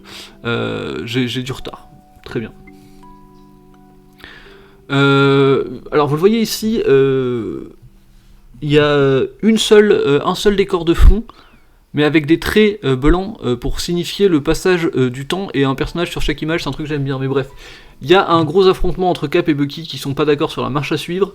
Ça finit que Cap commence à tomber dans le vide, mais Bucky le rattrape avec son... Oui, bon, c'est une bromance absolue les deux. Hein. Mais Bucky le rattrape avec son bras... Il repense au moment qu'ils ont vécu quand lui était pendant la Seconde Guerre mondiale. Non, mais c'est pas grave, hein, t'inquiète. Il repense au moment qu'ils ont vécu pendant la Seconde Guerre mondiale, mais Bucky appuie sur le bouton pour détacher son bras et laisse Captain America tomber. Suite à quoi, il casse à peu près tout là à l'endroit où il est. Il casse symboliquement la table dont se servait la Outer Circle pour jouer au jeu. Il se débarrasse de son bras bionique, il rattache ses cheveux, il enfile autre chose. Alors, je suis désolé, je vais repasser sur ma gueule pendant un moment. Pour vous passer sur un second émulateur, parce qu'il y a quand même des images que j'aimerais bien pouvoir vous montrer. Voilà, ce qu'il faut retenir, c'est que j'avais pas ouvert l'autre émulateur encore, je suis navré, ça risque de prendre un petit moment. Mais ce qu'il faut retenir, c'est que voilà, il change complètement de tenue et il se pose à la table de l'Outer Circle pour aller discuter avec eux. Et c'est très très très chouette ce qu'il est en train de se passer, j'aime beaucoup. Non mais fous-moi la paix. L'autre il me dit mon PC manque de RAM, je suis au courant que mon PC manque de RAM, c'est pour ça que je fais mes lives en 2 fois, parce que mon PC est une patate. Aussi parce que les lives en 1 fois c'était un peu long, il faut l'avouer. On va repasser là-dessus parce qu'on va pouvoir vous la montrer. Alors non, ça c'est ceux de cette semaine, je veux s'il vous plaît... Hop. On y arrive, hein. Mais je vais vous remontrer les images de la séparation, parce que c'est quand même une planche qui est assez belle. Non, pas toi. C'est quand même une planche qui est assez belle, cette image de la séparation, ce moment de la séparation, et aussi évidemment l'arrivée de Bucky dans la Outer Circle, qui est aussi très très jolie. J'ai essayé d'épaguer parce que je rame. Bien vu. Pour ramer moins, faut bagayer, c'est vrai que ça c'est une solution. Voilà, j'aime bien cette page. La main, il revoit le passé, regardez-moi ce visage, cette bromance quoi, cette bromance. Et il renonce et il appuie et la chute quoi. Ah là là là là. C'est triste mais c'est beau, mais c'est triste mais c'est beau. Et il finit évidemment... Voilà, c'est ce moment de rage absolue où il s'en veut à lui-même, il détruit la table d'un coup de poing, il dit le jeu est fini, je vais tout casser, il hurle à la mort, il y a cette image qui est magnifique. Et effectivement après il y a ce glow-up qui finit... non, il prend un nouveau bras, il se débarrasse pas mais c'est un bras avec un nouveau design. Et regardez-moi cette tête de Bucky, où il a gardé le symbole du Winter Soldier là sur la cape avec l'étoile rouge sur la cape qui pend sur son bras et qui est assis à la table avec les autres et ah c'est classe hein. C'est très très très classe. Et oui, ce qui est intéressant dans la Outer Circle aussi, c'est que leur symbole, c'est effectivement le bouclier Captain America a été forgé selon leur symbole en fait, donc ça les relie intimement à l'histoire du personnage, ce qui est toujours intéressant. C'est très très classe, j'aime beaucoup ce qui se passe du côté de cette série, l'opposition entre la rigueur morale absolue de Captain America qui refuse absolument toute forme de compromis et qui veut rester dans ce qu'il estime être le bon chemin, et Bucky qui est en mode moi je fais ce qu'il y a à faire pour qu'il y ait plus de problème et quitte à devenir l'ennemi pour le détruire de l'intérieur. Voilà, c'est une dualité qui a toujours été interne à ces deux personnages, mais qui est très très bien exploitée dans ce contexte. Très très chouette série. Un peu rushée au début. Au début, je criais pas mal sur le fait que cette série allait trop vite. Mais là, j'aime vraiment vraiment bien ce qui est en train de se passer. Très très très chouette série. Nous arrivons donc à... Alors, Damage Control 4. Bon, Damage Control, c'est pas le même registre que les derniers trucs qu'on vient de voir. Hein. Damage Control, c'est vraiment une série purement comique. On va faire une review très vite faite, mais en gros, c'est un mec qui passe de service en service au sein de Damage Control. Damage Control, c'est l'entreprise qui est chargée de réparer après les dégâts de combat de super-héros et de stocker toutes les armes... dangereuses de super vilains et de super héros et de faire plein de choses comme ça. En gros, la série Damage Control, c'est l'histoire d'un nul qui passe de service en service dans le département, de département en département dans l'entreprise, et à chaque fois qu'il réussit à tout faire péter. Et là, il arrive dans le service des gens. Alors, c'est quoi? C'est le service technique, qui est un mec en fait qui construit des gadgets à la con à partir de restes de gadgets d'autres gens pour aider Damage Control. Sauf que il rappelle malencontreusement un incident où l'autre était devenu un super vilain, et du coup il dit ouais c'était trop bien, je vais redevenir un super vilain et tu vas devenir mon super acolyte. Et il passe comme ça et après ils vont juste de super vilain en super vilain, avoir plein de super vilains où à chaque fois il leur explique ce qui fait que c'est cool d'être un super vilain, et on a des réponses à la con. Pourquoi ils sont devenus des super vilains, et en fait c'est vraiment juste c'est compliqué à résumer, c'est vraiment juste une série de petits gags sur les super vilains Marvel où on se fout de leur gueule. Et à la fin, le grand méchant se transforme en... Enfin, le grand méchant, non, le scientifique se transforme en lui-même en gros escargot géant. Et on dit à l'autre, peut-être que l'endroit scientifique c'était pas fait pour toi et on va te changer de service la prochaine fois. Là, je lui rends vraiment pas honneur, je m'en rends compte, parce que c'est vraiment assez drôle à lire, bien que parfois un peu lourd, comme je l'ai dit tout à l'heure. Mais c'est très compliqué à résumer parce que c'est vraiment juste une série de sketch et je vais pas vous réexpliquer les gags un par un, ça serait ridicule. Juste sachez que c'était rigolo, voilà. J'ai pas grand chose de plus à en dire. Spider-Man 2. Je suis très mitigé sur l'événement End of Spider-Verse. D'un côté, j'aime bien le Spider-Verse, malgré le fait que j'aime pas le multiverse. Mais voilà.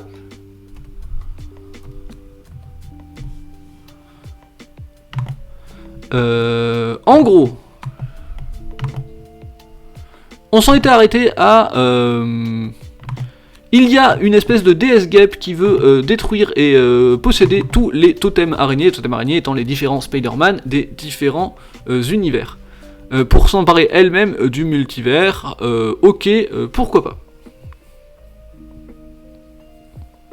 Le comics commence sur une version alternative de Spider-Man, qui est très jeune, qui rentre dans son labo, le labo du Web, qui est un laboratoire qui appartient à Stark, et tout a été cassé, il se dit mais qu'est-ce qui se passe, et là il se fait attaquer par Spider-Man 2099, Spider-Man India, ce nom est nul mais voilà, c'est un Spider-Man indien, et Peter Porker, donc Spider-Ham, ou Spider-Cochon en français, qui sont tous possédés par le dieu Guêpe, nous indiquant que à travers tout le multivers, ce combat existe, et que plein de héros qu'on connaît déjà ont été corrompus. Ce qui est dommage, parce que moi je les aime bien. J'aurais voulu les voir se battre avec les gentils, mais là c'est des méchants. Bon, c'est pas grave. Et nous revenons dans la réalité 616, où pas mal de Spider-Personnes, Spider-People, donc Spider-Personnes, sont réunis et font face à d'autres Spider-Personnes qui, elles, sont corrompues, à savoir Spider-Man Noir. Elle, j'arrive pas à savoir laquelle c'est, mais je crois que c'est la fille de Peter Parker dans un futur alternatif, et Mary Jane Watson. Ça, c'est Spider-Punk, et ça, c'est évidemment Spider-Gwen, que vous connaissez tous. Non, peut-être pas tous, mais qui est un personnage assez connu. Il y a un petit combat entre les deux. Morlun veut tuer les autres et on lui dit non, Morlun, tu ne les tues pas. Alors Morlun, c'est quelqu'un qui à la base est un ennemi juré des araignées, puisqu'il fait partie d'une race qui s'appelle les héritiers, qui se nourrit des totems araignées. Et d'ailleurs on a appris dans ce numéro, ce que j'ai bien aimé comme détail, qu'ils se nourrissent des totems araignées et pas d'autres personnages de totems animaux, parce que c'est en se nourrissant des totems araignées qu'ils gagnent leur pouvoir de voyager à travers les dimensions, puisqu'ils sont liés à la toile de l'univers. Pourquoi pas ? C'est une explication comme une autre. Et bref, on dit on tue pas parce que peut-être on peut les guérir, c'est nos anciens amis, mais ce qui s'est passé dans le dernier numéro, c'est que Spider-Man Noir a poignardé Spider-Woman avec ce machin, et que ce machin n'a pas seulement poignardé, il n'a pas seulement tué, elle a disparu sous leurs yeux, c'est-à-dire qu'elle a été supprimée de l'existence. Et d'ailleurs, il signale à plusieurs reprises qu'il commence vaguement à l'oublier. Tout ça se finit quand ils viennent se faire sauver par... Oui, Aranya. C'est Aranya, oui c'était Aranya. Aranya qui est un personnage que j'ai toujours beaucoup aimé mais qui était... j'ai hésité parce que ça a été Aranya, puis c'est redevenu Spider-Girl, puis c'est redevenu Aranya. Donc voilà. Qui maintenant fait de la magie d'araignée avec ses pouvoirs Spider-Totem, et j'aime beaucoup le mélange entre les glyphes de Doctor Strange et les toiles d'araignée qu'elle fait, c'est assez chouette. Qui vient les sauver, qui leur dit allez hop, on va tous se réfugier dans un univers où ils pourront pas nous trouver. Et ils sont là, bah ok, on y va, et ils s'en vont. Et l'univers où ils peuvent pas les... Alors, et pendant ce temps, on voit la DS Gap qui est en mode où ils sont passés, dans quel univers ils sont, et les autres sont là, bah, on sait pas, on n'arrive pas. Et là, comment ça? Ils sont en dehors de la toile de la réalité, c'est pas possible. Et si, ils sont en dehors de la toile de la réalité, puisqu'ils sont dans un vieux comics des années 50 qui a jamais été achevé. Et ça, j'aime bien. Je prends une voix de con, mais en vrai, je trouve ça rigolo. Regardez-moi ça. Visuellement, c'est hyper intéressant. Avoir des persos comme ça, modernes et tout, dans ces vieux décors des années 60. Et d'ailleurs, on sent dans les autres que même s'ils les regardent et tout, il n'y a pas de mouvement réellement ou d'expression faciale sur les autres. Ouais, c'est un endroit qui est vide. Et là, ils retrouvent tous les super-héros tous les Spider-Man alternatifs qu'on avait vus dans Edge of Spider-Verse, si vous vous rappelez, avec le Kraven le chasseur, le mec qui est styliste. Alors, petite réflexion, je sais que je pourrais m'en passer, mais ça, je suis absolument pour l'inclusivité dans les comics. Pour représenter le plus de religion, le plus de couleurs de peau, le plus de sexualité, le plus... Voilà, la représentation de minorité, c'est pas quelque chose contre laquelle je gueule, je suis pas du tout un anti-woke, même au contraire. Mais ça me fait toujours bizarre de voir un super-héros handicapé. Parce que c'est des gens qui se battent. En essence. Et là, il y a un Spider-Man en béquille qui tire de la toile par ses béquilles et qui est censé être super agile et tout, et je l'entends. Mais j'ai du mal à l'intégrer. C'est peut-être un problème vis-à-vis de moi, peut-être je suis validiste, je me rends pas compte, mais c'est compliqué pour moi, et c'est bien aussi hein, que les personnes handicapées aient des rôles modèles et se disent ça m'inspire, je l'entends tout à fait, mais je sais pas pourquoi, à titre personnel, il y a un petit truc dans ma suspension d'incrédulité qui à chaque fois là, enfin sauf si c'est des pouvoirs psychiques ou télékinétiques ou autres, mais des gens qui se battent réellement physiquement, qui sont soit en fauteuil roulant, soit en béquille, il y en a pas des masses, hein, mais il y en a quelques-uns. Et bien moi à chaque fois ça me fait bizarre. Mais c'est pas grave, hein. C'est moi qui ai un problème, très certainement, mais voilà, bon. En gros, plein de versions alternatives de Spider-Man, mais c'est que des versions qu'ils connaissent pas, c'est pas leurs alliés habituels, ce qui crée une espèce de tension en mode, il y a quand même un Kraven et une Black Cat au milieu, qu'est-ce que c'est que cette histoire, et une qui fait que chanter, c'est un peu énervant. J'aime beaucoup son costume à elle, hein. Elle a un costume très classe. Voilà, et donc une espèce de réunion d'équipe, on leur explique la situation avec le dieu Gep et tout, parce que eux sont courants depuis un moment, puisque eux sauvent des gens à travers le multivers depuis un moment, les autres essaient de trouver leurs compétences, mais il y a quand même une méfiance jusqu'à ce qu'arrive Madame Web, qui est une personnage qui pour le coup est originaire de l'univers 116, et qui est une espèce d'oracle araignée qui voit à travers la toile de la réalité, et qui leur dit, oui, ils ont des pouvoirs fous, ils ont même cette dague qui permet d'effacer les gens de l'existence, et ensuite les 3 Spider-Man de la Terre 616 discutent entre eux en mode, on fait quoi, on les aide pas, y a quand même des méchants qu'on aime pas trop, il y a quand même Morlun dans le tas, on fait quoi. Et d'ailleurs ils se disent, mais attends, mais Morlun, qu'est-ce qui s'est passé, pourquoi t'es devenu un gentil? Et Morlun leur explique que lui il est retourné dans l'univers de base, mais il est tombé sur la DS Gep, qui a commencé à lui péter la gueule, et du coup il s'est allié au Spider-Man parce que il veut récupérer sa dimension d'origine en fait, que la DS Gep squatte.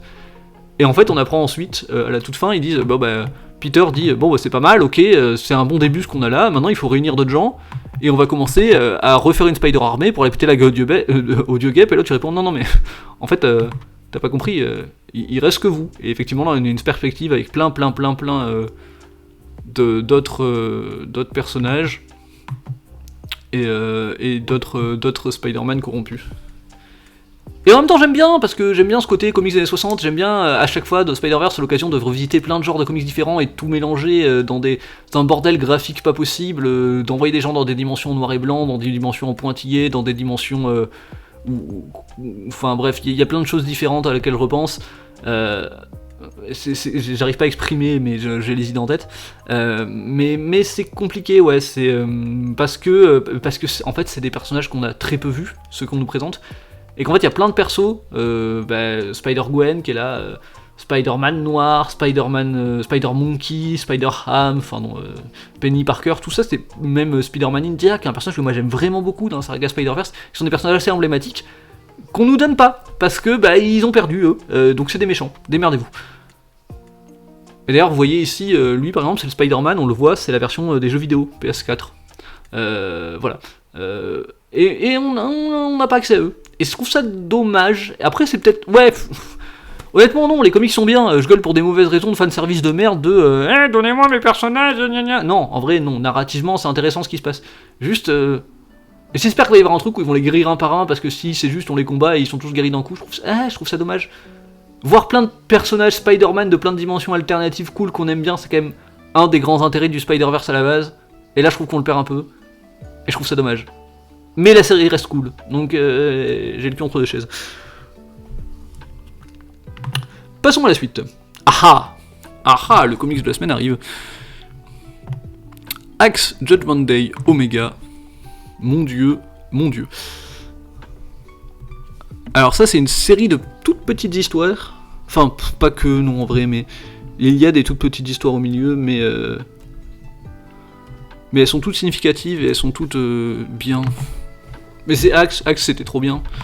Enfin, Axe et Judgment Day, ce qui est à peu près la même chose, c'était vraiment trop bien. Et la première histoire qu'on nous raconte... Ah, je vais pas pouvoir vous montrer beaucoup d'images de ça de mémoire, ça a bugué pas mal sur mon ordi. C'est très dommage. La première histoire qu'on nous raconte, c'est celle de Makkari. Là, vous le voyez pas. Makkari qui est devenue la prophétesse d'un nouveau dieu, et le nouveau dieu en question, c'est Ajax. Alors, je vais pas vous résumer tout l'événement Judgment Day, honnêtement, je vais pas faire ça maintenant. Tant pis, vous allez peut-être pas tout comprendre, mais c'est comme ça. Et qui vénère en fait Ajax qui a fusionné avec, qui s'appelle maintenant Céleste Ajax, je crois, qui a fusionné avec un Céleste et qui est un nouveau dieu du jugement et qui est vénéré donc par Makkari. Ensuite nous nous retrouvons chez une dame au milieu des États-Unis qui contemple la photo de son fils décédé. Et alors en fait, une chose qu'on a appris récemment, c'est que quand un éternel meurt, il peut revenir à la vie. Ça a toujours été comme ça parce qu'ils sont liés à la machine. Et donc il meurt et il revient à la vie. Oui non mais t'as retenu depuis la dernière fois, mais en fait c'est le premier numéro qui sera rediffusé sur YouTube, et donc YouTube il va être là, c'est quoi Judgment Day? Et moi je serai là, démerde-toi. Et en gros voilà, quand un éternel meurt, il revient à la vie, mais à un prix, et le prix c'est la vie d'un humain aléatoire sur Terre. Et là en l'occurrence on le sait que quand Icaris est mort, c'est le fils de cette dame qui est mort pour que Icaris puisse ressusciter. Et le secret a été révélé au monde entier, et c'est Icaris qui décide de se rendre chez cette dame, qui est en train de faire son deuil. Bon. Et donc ce qu'elle fait, c'est qu'elle lâche la photo de son fils qui se brise au sol, et elle lui met un coup de poing, mais Icaris est un monstre, donc il est quasiment indestructible, et ça ne fait rien. Elle prend un couteau, elle essaie de lui planter, elle brise son couteau, et Icaris lui dit « je ne savais pas ». Ça n'apaise pas sa colère, elle lui balance une casserole d'huile bouillante dans la tronche, elle se brûle le bras, et Icaris lui dit vous êtes blessé. La meuf est folle de colère, elle lui dit mais est-ce que je peux faire quoi que ce soit pour te blesser? Il répond tu ne peux pas me blesser plus que je ne le suis déjà.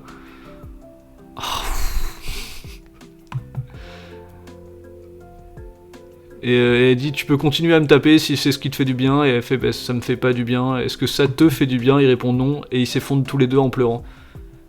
Je trouve ça tellement juste et tellement beau comme moment. C'est très touchant ce moment entre il est responsable de la mort mais il l'a jamais voulu quoi. Et ils sont tous les deux à pleurer la mort d'un innocent, et il y a une espèce de complicité morbide mais touchante entre les deux. C'est un très beau moment, j'ai trouvé. Rien que pour ça vaut le comics de la semaine. Ce moment est très bien écrit. Ensuite on retrouve personne a priori. Si, on retrouve cette personne qui était quelqu'un qui avait discuté avec... alors ceci est une personne, une très grande personne, mais c'est une personne tout de même. J'essaie de vous montrer à quel point elle est grande. Ben non, elle est sur. On voit sa taille que sur la page où on la voit pas, mais globalement, elle lui parle depuis au-dessus des immeubles. Vous le voyez là.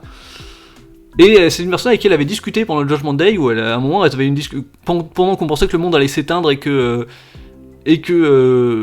voilà, qu'on pensait que le monde allait être détruit. Ils étaient au milieu du chaos global et ils ont pris le temps de discuter poésie. C'était un moment assez touchant. Et donc ce truc revient et dit, écoute. Je vais repartir de là où je viens, et j'espère ne jamais ressortir, parce que si je ressors, c'est que je suis un système créé pour détruire, donc si je ressors, c'est que je vais tuer des gens. Mais j'aimerais savoir, quand je serai libre et relâché, parce qu'on va essayer de libérer les éternels de leur loi, est-ce que je pourrais venir... et au début, elle est très, très malveillante envers lui, en mode, j'ai appris qui vous étiez les éternels, et tout ce que... Et on a dû mourir pour que vous puissiez vivre pendant des années, et c'est dégueulasse, et je vous aime pas. Et il fait, je sais que tu m'en veux, mais un jour je vais ressortir, et moi j'avais bien aimé tes poèmes, et est-ce que quand est-ce que le jour où je serai libre, on pourra parler poésie avec toi, ou avec tes enfants, ou avec tes arrière-petits-enfants? Et elle répond simplement oui, et du coup il s'en va apaisé. Et voilà, encore une fois, c'est des petits moments assez touchants, que j'aime beaucoup. Ensuite, on est... Alors oui, entre-temps, on a eu une explication de Zouras. Non, on l'a pas vu Zouras encore. Non, on l'a pas vu Zouras encore. Pardon. Ensuite, on a plein de gens qui sont... Mais si, attends, elle est quelque part, l'explication de Zouras. Ah non, mais c'est là, juste. Ok, c'est expliqué là. En gros, Zouras, qui est le chef actuel des Éternels, dit que les gens qui vénèrent Céleste Ajax, enfin, Ajax Célestial, ne sont plus les bienvenus, sont des traîtres, ne sont pas les bienvenus dans la communauté des Éternels. Les Éternels, ils continuent à faire leur bail comme avant, et Céleste Ajax, elle est là pour le changement. Elle pense que les Éternels peuvent changer. Ils n'ont pas été créés parfaits, ils ont simplement été créés éternels. Intéressant. Et donc, on comprend que les gens qui suivent Céleste Ajax sont en fait une sorte de société rebelle, et on voit qui sont les membres qui la forment. Et un membre qui ne la forme pas, étonnamment, c'est Star Fox. Star Fox qui a choisi de rester, Star Fox ou Eros, qui a choisi de rester auprès de Zouras pour le guider et le conseiller. Alors voilà, là par exemple, si vous n'avez pas suivi les résumés de Judgment Day et vous connaissez Marvel pour le MCU, vous ne bitez absolument que dalle à ce que je suis en train de dire, je m'en rends tout à fait compte et j'en suis parfaitement désolé. Mais écoutez, c'est un arc qui se finit, vous n'aurez pas à le supporter longtemps. Bref... Et elle leur dit que ils doivent être des meilleurs célestes. Voilà, les enseignements de Ajax Céleste sont qu'ils doivent être de meilleurs éternels et que elle doit être un meilleur dieu. Ensuite, on a un petit passage. Oui, Star Fox c'est trop cool, ça on s'en souvient. Oui, ça y a pas de. On a un petit passage, c'est Uranos, où Zouras lui apprend que, oui d'ailleurs je l'ai pas dit, mais il y a eu un accord en traité de paix entre la nation mutante et la nation, oui ils ont fini par trouver la paix, la nation mutante et les célestes, non pas les célestes, les éternels, et les éternels ont, dans l'accord de paix, perdu un truc, c'est qu'ils ont cédé l'usage d'Uranos pendant 1 heure. Rappelle, la dernière fois qu'Uranos a été lâché pendant 1 heure, c'est sur Mars, et on se souvient de ce que ça a donné, pour ceux qui étaient là. Et ben les mutants, ils ont le droit de faire ça maintenant. Comment j'aimerais pas être Orkis? On reparlera d'Orkis plus tard. Voilà. Parce que le plus grand problème des mutants actuellement, c'est Nimrod. Hein. Le plus grand problème des mutants, c'est Nimrod, qui est un robot dans Orkis qu'ils n'arrivent pas à tuer. Et franchement, envoyez Uranos, les gars. Envoyez Uranos sur la gueule de Nimrod, on en discutera, on rigolera moins. Et donc lui apprend ça, et lui il est en mode ah mais c'est trop rigolo. Et la réaction d'Uranos c'est ah bah trop bien, je vais pouvoir ressortir, et en plus, d'ici à ce que j'attende, j'ai de quoi jouer, parce qu'on lui a confié Druig dans sa cellule. Et Druig il va prendre très cher. J'en connais un qui va se faire beaucoup torturer. Et Uranos dit bah pour moi c'est une happy end, j'ai pu tuer plein de gens, là j'ai un truc à torturer, on fera ressortir plus tard. Cet homme est un psychopathe. Ensuite on a Théna qui... Il y a plein de... Tous les éternels rebelles dont je vous parlais par le passé, ils avaient trouvé refuge dans la cité des déviants. Ah, bonjour le train. Ils avaient trouvé refuge dans la cité des déviants, sauf que ils ont réussi par finir à s'enfuir de la... Enfin non, dans la cité des déviants, sauf que là ils décident de partir pour rejoindre le temple de Ajax Céleste. Ajax Céleste. Dis bonjour le train. Ah, bonjour le train. pour rejoindre le temple de Ajax Céleste, et il y a une discussion sur la nature du changement et des éternels, et sur le fait que, oui, Cersei est morte, j'ai oublié de le dire, Cersei, il y a tout un truc dans la nouvelle religion de Ajax Céleste, Cersei est un martyr, puisque c'est elle la première éternelle à avoir changé en avouant le secret de la résurrection, et qu'elle en a payé le prix, puisque l'éternel l'a tué immédiatement après qu'elle l'ait avoué. Et donc c'est une discussion sur, voilà, qu'est-ce que nature sur... Téna qui espère pouvoir revenir un jour dans le monde des déviants, le jour où ils seront libres, parce que c'est un des buts de Ajax Céleste, de réussir à libérer les éternels de leurs trois lois, parce que pour l'instant les éternels veulent tuer les déviants chaque fois qu'ils les voient dévier trop, et elle veut les libérer de ça, et je trouve ça intéressant. Et ensuite il y a, ouais, c'est vraiment plein de petites histoires très touchantes, il y a Phastos, si je vous jure, voilà, qui arrive sur Krakoa. Sur le coup, il est mal accueilli parce que même s'ils sont en paix, envoyer un Céleste sur Krakoa. Déjà, Krakoa, t'es pas censé y aller si t'es pas un mutant. Et un Céleste dans Krakoa. Un éternel, punaise, pas un Céleste. Un éternel dans Krakoa. La guerre entre les éternels et Krakoa vient de se finir. Ils ont beau être en traité de paix, c'est assez mal vu. Mais il dit la machine qui est la Terre. Alors, il y a longtemps, quand les Célestes sont arrivés sur Terre, ils ont fait trois choses. Ils ont transformé des humains en déviants. Ils ont transformé des humains en éternels, et ils ont créé la machine qui est la Terre, qui est une machine au sein de la Terre, une machine vivante au sein de la Terre. Et cette machine qui est la Terre, ils ont transformé quelque chose aussi, ils se sont servis des schémas d'une île sentiente. Et en fait, cette île sentiente, c'était... Alors, historiquement, du coup, Oraka. Oraka qui a plus tard été divisée en deux îles que vous connaissez, qui sont l'île de Krakoa et l'île d'Arako. Parce qu'avant d'être la planète Mars, Arako c'était aussi une île, d'où le nom du peuple Araki. Et d'où le nom des deux îles très similaires, puisque c'est Oraka qui est devenue Krakoa et Arako, quand elle s'est scindée en deux. Et donc, d'une certaine manière, il y a un lien de filiation entre la machine qui est la Terre et l'île de Krakoa. Et en fait, ce qui est assez touchant, c'est que pendant les événements de Judgment Day, la machine qui est la Terre a dû être rebootée. Ce qui veut dire qu'elle est symboliquement morte, puisqu'elle avait une personnalité, elle s'exprimait, donc la machine qui est la Terre est morte, et une autre machine qui est la Terre est née. Et avant de mourir, la machine qui est la Terre a confié un dernier message à Phastos pour l'île de Krakoa. Et la personne qui va décrypter ce message, c'est Cypher, un mutant dont le super pouvoir est de pouvoir lire tous les langages. Et il explique que le message se lit de telle façon: Goodbye, mommy / daddy / self / other. Donc adieu maman / papa / moi-même / l'autre. Je trouve ça magnifique que tout ça soit résumé en un mot, et c'est rare qu'on voit. Alors évidemment, ça c'est une représentation de Krakoa, l'île en elle-même, donc le personnage de l'île, qui est une île sentiente, rappelons-le. C'est rare qu'on voit Krakoa exprimer des émotions, mais regardez-moi cette case. Avec Cypher qui est là et qui a la main de manière réconfortante sur la racine de Krakoa. Juste, c'est les deux gouttes de sève qui tombent, la forme de l'œil, et les deux qui s'en vont au loin, parce qu'ils savent qu'ils ont fait ce qu'ils avaient à faire. Je trouve cette composition d'images, avec toujours ce truc de paysage idyllique et magnifique de l'île de Krakoa en fond, parce que Krakoa est un lieu paradisiaque, on ne le dira jamais assez. C'est beau, c'est juste vraiment beau et touchant. C'est plein de petits moments, j'ai adoré ce comics, et pour moi c'est le comics de la semaine, parce que c'est ce que je préfère dans les comics, c'est ces petits moments de justesse absolue, et là c'est un petit moment de justesse absolue, derrière un petit moment de justesse absolue, derrière un petit moment de justesse absolue, c'est plein de moments très touchants, très intimes, très forts en émotion, et c'est très chouette. Et vous voyez, ce genre de détail à la con, de se dire que bah oui, la Terre avait, la machine qui était à la Terre avait un détail à Krakoa, on aurait tout à fait pu s'en passer, ça ne change rien à l'histoire globale de Marvel, de la continuité du MCU, mais c'est pour ce genre de moment que c'est kiffant, pour se dire, ah, et ben pour une fois Krakoa pleure, quoi. Et j'aime bien, enfin j'adore, comics de la semaine sans hésiter. Et une dernière histoire, c'est encore une histoire de la rédemption de Icaris. Icaris qui n'a pas choisi de rejoindre la société des éternels, et qui n'a pas non plus choisi de rejoindre le temple d'Ajax Céleste, qui a choisi d'aller vivre chez la mère de l'enfant dont on parlait tout à l'heure. Et qui dit, bah, de toute façon,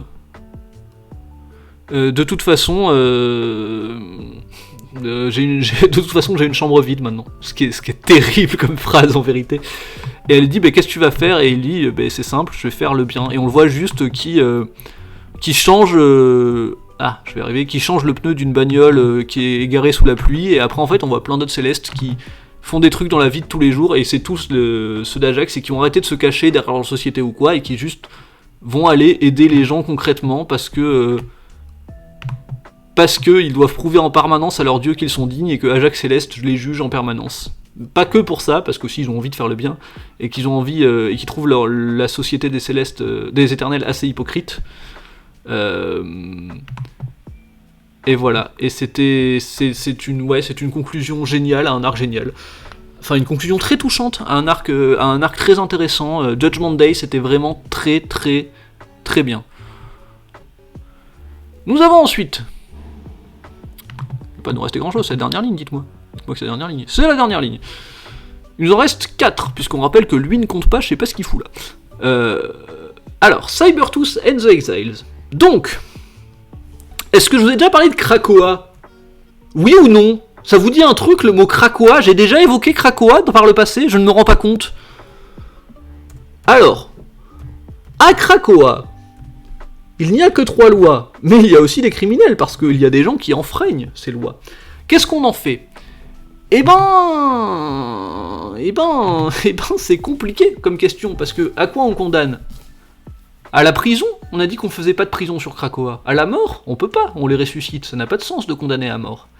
Eh bien on les condamne à une punition qui s'appelle l'exil, mais qui ne ressemble pas du tout à un exil, et qui ressemble carrément plus à une prison. C'est... Ils sont maintenus en plein état de conscience, j'insiste là-dessus, dans Krakoa. Dans l'île, genre dessous. C'est-à-dire qu'ils sont reliés à des tuyaux qui leur apportent tous les nutriments et les éléments qu'ils ont besoin pour continuer à vivre. Ils sont conscients d'être là, mais ils peuvent pas bouger. Ce qui est horrible comme punition. Faites des prisons, hein, c'est moins hardcore. Bon. Et donc, un certain nombre de gens qui ont enfreint les lois de Krakoa se retrouvent ici, mais ils réussissent à s'enfuir parce que, comme ils sont liés à Krakoa, ils peuvent communiquer via les plantes et la nature et la végétation et via l'île de Krakoa elle-même. C'est-à-dire que tous ceux qui ont été foutus en prison sont enfuis. Hein. Au final, les seuls qui ont été foutus en prison, c'était... Il y avait avant Nature Girl et Hackers qui ont réussi à s'enfuir parce que Cypher les a laissés partir. Et que de toute façon, qu'est-ce que tu veux faire ? Tu vas pas lutter contre Cypher, c'est le seul qui peut parler à l'île. Donc si le conseil se... En fait c'est ça le truc, c'est que Cypher est triche de fou. Si le conseil dit Cypher, on n'est pas d'accord à ce que t'as fait, et là oui bah ok, mais moi je dis à l'île de vous défoncer en fait. Enfin moi je dis, j'en discute avec l'île, c'est l'île qui a voulu qu'il parte en plus parce que Nature Girl a défendu la nature et Krakoa c'est genre une île, donc de la nature, donc niquez vos mères. Et voilà, le conseil peut bien dire ce qu'il veut, à un moment si Krakoa et Cypher ça représente un contre-pouvoir à eux deux assez puissant, parce qu'ils sont souvent d'accord, c'est pour ça que je dis ça. Si Krakoa et Cypher ont pas envie d'obéir au conseil, le conseil peut pas faire grand chose en fait. Donc voilà, les premiers à s'enfuir c'était Nature Girl et Curse, et eux ont réussi à s'enfuir aussi, parce qu'ils se sont fait aider par d'autres mutants, parce que les autres mutants étaient en mode attendez, nous on nous avait vendu un paradis utopique et on a des prisonniers enfermés à jamais au sein même de notre terre qui sont censés rester là pour l'éternité, c'est quoi ce délire ? Ça ne ressemble pas à l'utopie qu'on m'a vendu, monsieur. Mais ça n'y ressemble vraiment pas du tout. Et du coup, il les aide à partir. Mais par contre, ils décident de s'exiler. Dents de Sabre réussit à s'enfuir en premier, et les autres réussissent à s'enfuir plus tard, mais Dents de Sabre, aux dernières nouvelles, s'est échoué sur une plage. Et alors là, mais coïncidence parmi les coïncidences, mais quel hasard, figurez-vous qu'il a été retrouvé sur cette plage par des scientifiques de Orkis. Mais quelles étaient les probabilités ? Mais oh là là, vraiment, pas de chance. Hein. Et donc l'épisode commence dans un laboratoire de Orkis, où quelqu'un lui dit bah, on vient de capturer un mutant, c'est cool non ? Et elle a fait ah bah oui c'est cool, et il décide de la disséquer. On retrouve ensuite les différents exilés qui sont à la poursuite de Dents de Sabre. Pourquoi ? Parce qu'il les a abandonnés comme des merdes dans les geôles de Krakoa, et que du coup je suppose qu'ils cherchent leur vengeance. Bon, écoutez ma foi, pourquoi pas. Mais en poursuivant Dents de Sabre, il tombe forcément fatalement sur une île possédée par Orkis. Et là il se rend compte qu'au milieu de l'île il y a un charnier de mutants. Genre plein de cadavres de mutants, et ils sont en mode what the fuck, qu'est-ce que c'est que cette merde ? Alors ne vous en faites pas. Entre guillemets, ils clonent des mutants pour les torturer pour voir comment tuer des mutants. Donc c'est pas des vrais gens, c'est juste des clones de vrais gens qu'on a Ouais, c'est pas mieux. C'est pas mieux, éthiquement c'est pas mieux. Gros combat entre tout le monde dehors, entre les exilés, donc, oui, parce que c'est leur nom, qui combattent Orkis, et à l'intérieur, Dents de Sabre, qui combat pour s'enfuir. Et à la fin, il réussit à s'enfuir. Le vaisseau principal de trucs de Orkis est détruit, et Dents de Sabre sort avec son bateau de l'espace et va voir les exilés et leur dit hey, vous avez besoin d'un bateau? Rappelle, ils étaient venus pour le buter à la base, ou en tout cas pour se venger de lui, on sait pas trop de quelle manière, mais. Et il leur dit hey, vous avez besoin d'un bateau? Et en fait, ils ont tous plus ou moins un ennemi commun parce que Orkis c'est des connards et qu'on a appris qu'ils avaient 5 autres bases d'expérimentation comme celle-ci, donc on démarre un arc où les exilés vont aller tabasser Orkis, et ma foi, pourquoi pas, parce que Orkis le mérite, genre largement. Rappelons-le, on le dira jamais assez, Orkis, c'est quand même des sacrés connards. Voilà, il n'y a pas grand-chose à en dire de plus, c'est une série sympathique, c'est pas très profond, c'est pas de la géopolitique, c'est pas... mais c'est cool, j'aime beaucoup le traitement des personnages au sein de cette série, parce que... Alors bon, Dents de Sabre, c'est juste un... Enfin, Sabertooth, c'est juste un monstre qui tue tout le monde, et qui prend plaisir à tuer tout le monde, il n'y a pas grand développement derrière ça. Mais les autres, c'est intéressant comment chacun se place, parce que c'est plus ou moins chacun des vilains, en tout cas c'est des ennemis de Krakoa. Mais il y en a qui sont assez innocents, il y en a qui sont vraiment en recherche de rédemption, il y en a qui techniquement n'avaient même pas conscience de faire du mal à la base. Hein.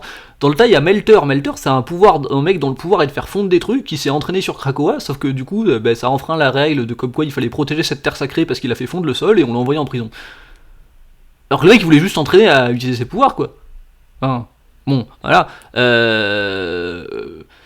Voilà, et donc comment c'est plein de personnages à la moralité jamais claire, ils ont tous plus ou moins moralement ambivalents, mais à plein de degrés très différents, qui essaient de cohabiter et de trouver un nouveau sens et un nouveau but à leur existence commune dans un exil forcé. Et ça, c'est intéressant, plus que l'histoire en elle-même. La dynamique du groupe et des personnages entre eux, ça c'est intéressant. Je suis pas trop rentré dans les détails, je le ferai peut-être à l'avenir, parce qu'il y a des choses à dire. Voilà, ça m'intéresse, pour le coup.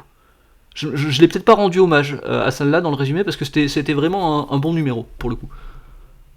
Je sais que je dis ça pour beaucoup de trucs, mais en fait, il y a d'autres trucs qui me permettent de me dire que je suis pas non plus complètement fanat, parce que par exemple, Marauder, j'ai détesté, et j'arrive à le dire, vous voyez. Spider-Man, j'ai trouvé ça sympa, mais pas fou, pareil pour Ghost Rider, et j'arrive à le dire.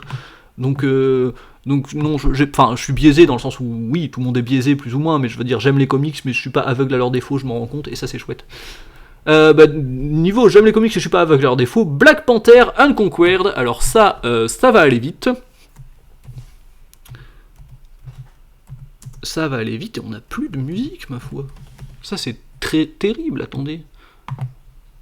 Attendez une seconde.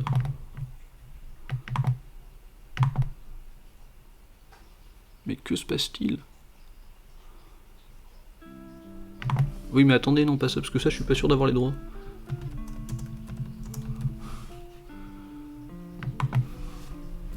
Ah, attendez!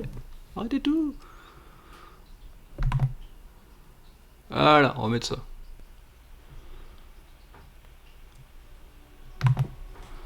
Ah! Bah là, il n'y a rien. Mais c'est parce que c'est là que je voulais vous montrer. Ah bah il n'y a rien non plus. Ah ah! Black Panther Unconquered. Ah, vous voyez pas, pardon.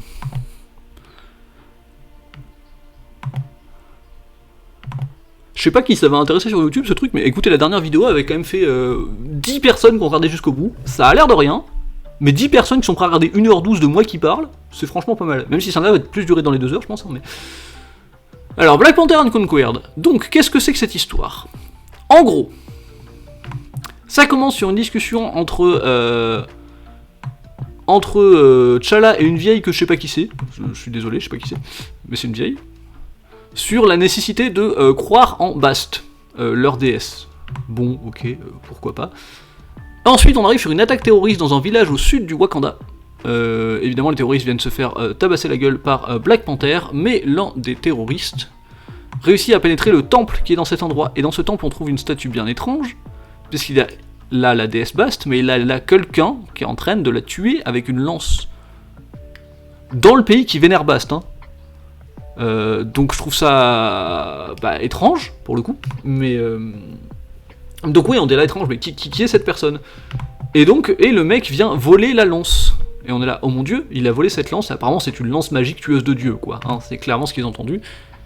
Et il se tue ses propres sbires, ce qui est un move classique de gentil, hein, de tuer ses propres sbires. Tous les gentils tuent leurs propres sbires, hein. Ça, si vous avez déjà vu un film avec un gentil, vous le savez. Et donc Black Panther arrive pour le confronter, et en fait il a nourri la lance avec du sang, parce que la lance avait besoin de sang pour révéler son vrai pouvoir. S'ensuit un affrontement un peu cool entre les deux, où il y a des parallèles entre, ouais, comme ici, entre justement, c'est très centré sur la déesse Bast, hein, entre Black Panther et Bast, regardez, voilà, juste ce genre d'image, qui est assez chouette là-dessus, en termes de symbolique. Après, je vous avoue, c'est pas, en termes de composition d'image et de symbolisme, on est quand même, bon, dans un truc très classique, c'est pas un truc que j'ai trouvé particulièrement riche ou particulièrement beau. Ça fait le taf, hein, c'est pas moche, c'est pas nul, mais bon, voilà. Black Panther commence à se faire battre, jusqu'au moment où il saisit l'épée de Bast, qui est plantée dans un rocher, arme divine contre arme divine, hein, allons-y à fond. Et donc il se fout sur la gueule, ben voilà, on retrouve ces panels où là c'était l'affrontement entre Bast et le tueur de dieu, et là c'est l'affrontement entre Black Panther et le mec qui a volé la lance. Voilà, bon, bah, très bien. Black Panther finit par gagner parce que c'est le gentil, et que dans les histoires bien écrites mais pas trop bien écrites, les gentils gagnent. Enfin, les gentils gagnent à la fin d'un combat, quoi, c'est pas, y a pas de retournement, de trucs spécifiquement. Ensuite, ils enferment le mec, mais le mec dit vous ne savez pas, et apparemment le mec qui a tué la lance tueuse de dieu, qui a tué le dieu Bast, qui aurait tué la déesse Bast, est un mec qui aurait tué 8 dieux, et donc il y aurait 7 autres artefacts comme ça, et il faut donc les trouver, c'est une nouvelle quête. Donc on va chercher des artefacts anciens tueurs de dieux. Alors, c'est une très chouette histoire classique de comics à l'ancienne, mais bah ça manque de sauce. C'est-à-dire, ce qui nous est présenté est bien, mais il nous est pas présenté grand-chose en fait. Ça manque de fond, il n'y a pas de politique. En fait, il n'y a ni développement de personnages, ni relation entre personnages intéressantes, ni intrigue réellement palpitante, ni propos politico-philosophiques, entre guillemets. Il n'y a pas beaucoup de fond. Il n'y a pas grand-chose au-delà de la forme. En fait, c'est ça, il n'y a pas grand-chose au-delà de la forme de ce qui nous est présenté. Et la forme en elle-même n'est pas mauvaise du tout, hein, ça se laisse lire, c'est juste... Bon, ok. Tu le lis et tu l'oublies, quoi. Film Spider-Man du MCU sur 20. Voilà, j'ose le dire. Ouais, bon... C'est un peu bizarre de voir Black Panther se battre avec un sabre, je suis tout à fait d'accord. Même si c'est pas un sabre, c'est une épée, hein. Enfin, eux ils appellent ça une épée en tout cas. Bon, oui, d'accord. Bon, bah c'est là. Pourquoi pas. Mais vous voyez, enfin, là où je disais, si je reprends un peu tous les trucs qu'on a vus aujourd'hui, bon, bah. Ça c'est bien parce que ça nous présente une époque qu'on n'a pas trop explorée, mais bon, j'aime pas trop l'intrigue en général. Wolverine, c'est bien parce que là on a fait un turn d'un personnage qui est devenu ténébreux. Ça c'est bien parce que c'est trop beau et que c'est trop classe, et que même les intrigues sont intéressantes. Ça, bon, c'est pas très bien, mais au moins c'est esthétiquement assez recherché, je trouve. Ça, on peut pas dire le contraire. Ça, c'est bien parce que ça touche à l'intimité du personnage et qu'on revire le personnage de Norman Osborn, ce qui est intéressant. Ça, c'est bien parce que l'esthétique globale et que les feelings qui nous sont passés sont cool. Légion of X, c'est une vraie réflexion à chaque fois, même si là, cette semaine pas trop, mais Légion of X, ça reste une série qui réfléchit beaucoup sur la notion même de culture. Captain America Sentinel of Liberty, bah, c'est tout la dichotomie, l'affrontement entre Bucky et Cap qui était cool. Ça, j'aime beaucoup les rapports entre les personnages et les discussions qu'ils ont, même si je déteste l'intrigue. Voilà, le Damage Control, c'est rigolo. Spider-Man, ça est toujours un peu excitant le multivers. Judgment Day, c'était juste trop bien de A à Z. Sabretooth and Exile, les relations entre personnages sont cool. Black Panther Unconquered, bah ça existe. C'est compliqué, quoi. Bref, Spider-Man The Lost Hunt, c'est parti.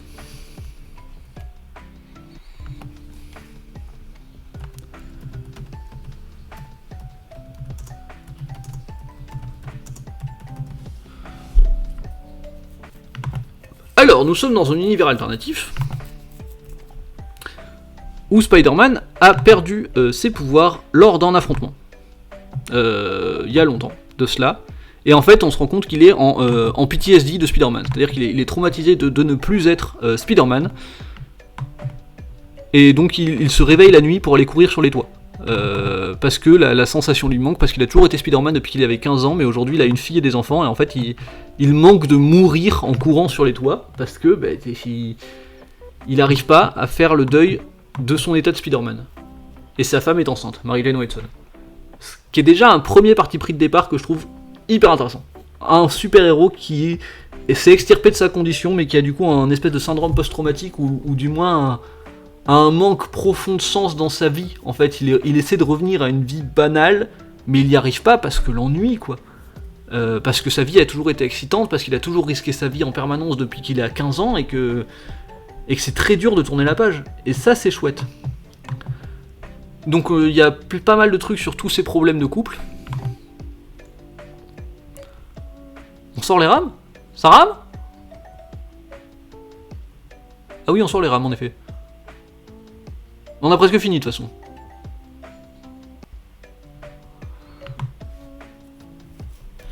Et arrive un nouveau personnage qui est globalement un pote à Kraven le chasseur, hein, donc un espèce de Kraven bis. Oui, je le vois sur mon retour, ça rame un tout petit peu. Il y a des petites secousses, mais c'est presque fini. Qui cherche à l'affronter et à le surprendre. Et il y a tout un truc où aussi Peter entend des voix qui seront la voix d'une déesse araignée, qui essaie de lui parler en permanence. Et il est hanté par les spectres de ses anciens ennemis. La question c'est, est-ce qu'il y a vraiment une déesse araignée qui lui parle ? Ouais, vous voyez, c'est genre très déformé, voilà, clairement c'est des visions d'horreur. Mais est-ce que c'est vraiment envoyé par une déesse araignée qui essaie de se réemparer de Peter, qui s'est extirpé d'elle ? Ou est-ce qu'il devient juste fou après l'inaction et qu'il est vraiment juste en syndrome post-traumatique ? Est-ce qu'il est vraiment juste ce truc de manque absolu de sens dans sa vie qui le pousse vers la folie ? Ou est-ce que juste il y a vraiment une entité surnaturelle qui cherche à le contacter ? Il y a une espèce de jeu de flou entre ces deux postulats, et c'est très intéressant. Jusqu'à un moment où il finit par péter les plombs, hein. Il cherche à combattre cette déesse araignée, il ravage complètement son appartement. Donc voilà, c'est quelque chose de terrible, et MJ lui dit Peter, faut que tu trouves de l'aide, on va arriver à dépasser ça, on va arriver à s'en sortir, on va trouver de l'aide.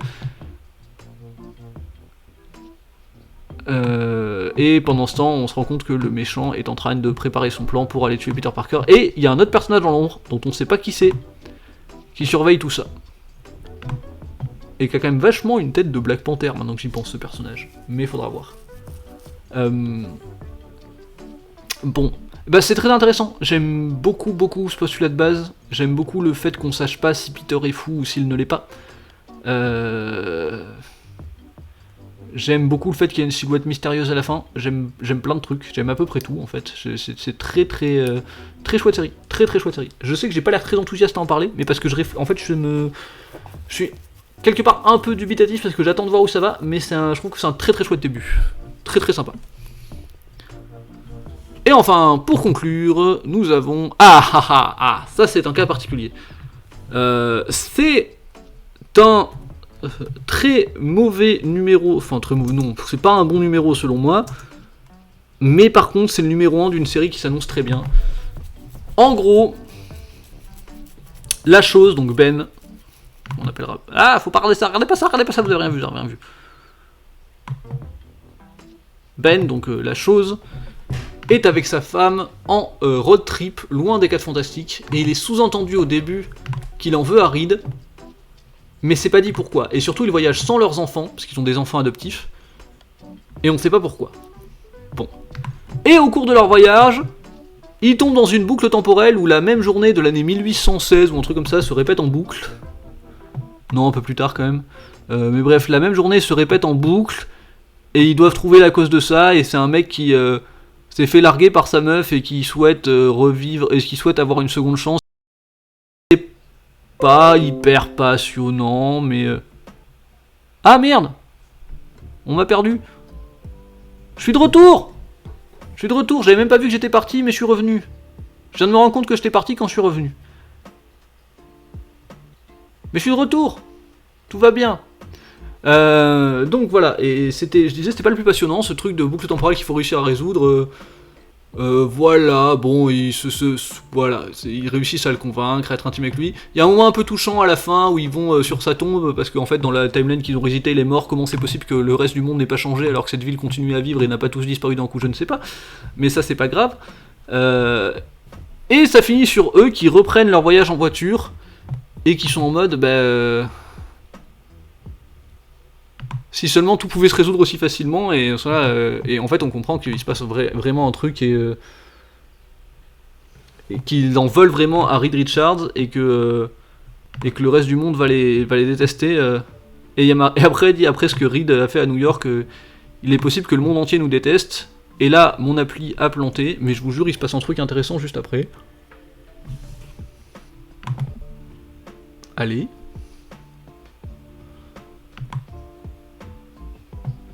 Il y a un gros cratère au milieu de New York, là où il y avait le Baxter Building avant. Donc l'immeuble des 4 Fantastiques. Donc la question se pose, what the fuck, que s'est-il passé? On ne sait pas. Et j'aime bien qu'on prenne le temps de faire un numéro où on nous raconte absolument complètement autre chose pour revenir dessus derrière. J'aime bien que cette série prenne le temps, qu'on démarre sur un postulat très osé, comme ça, de paf, il s'est passé ça. C'est un énorme truc, ça s'est produit, deal with it. Ça j'aime bien. Et j'aime bien qu'on nous le présente pas de suite, qu'on n'ait pas encore l'explication, qu'on sache qu'il s'est passé quelque chose de grave. On sait que Ben a réussi à partir, on sait que les enfants sont pas avec eux. A priori, ils sont pas morts de ce qu'on a entendu, donc on sait pas où ils sont. On sait que le monde entier en veut aux 4 Fantastiques, mais c'est pas forcément de leur faute, parce que sinon je pense que Ben serait vachement plus en colère, surtout si ses enfants étaient morts. Il y a beaucoup de mystères, et je trouve ça assez bien amené, l'air de rien. Même si leur histoire à la con de boucle temporelle est pas utile, le reste c'est vraiment bien. Donc voilà. Et ben c'est ce qui conclut la review d'aujourd'hui. On se retrouve dès demain, pour vous Twitch et même pour YouTube en fait, qui sortira le lendemain aussi, pour juste la review des comics Infinity la semaine dernière, qui sera vachement plus courte, qui durera quelque chose comme une petite demi-heure. Voilà, j'espère que ça vous a plu, et moi je vais quitter le live ici avant que mon PC n'implose. Je vous souhaite à tous une très bonne soirée, et je vous dis ciao.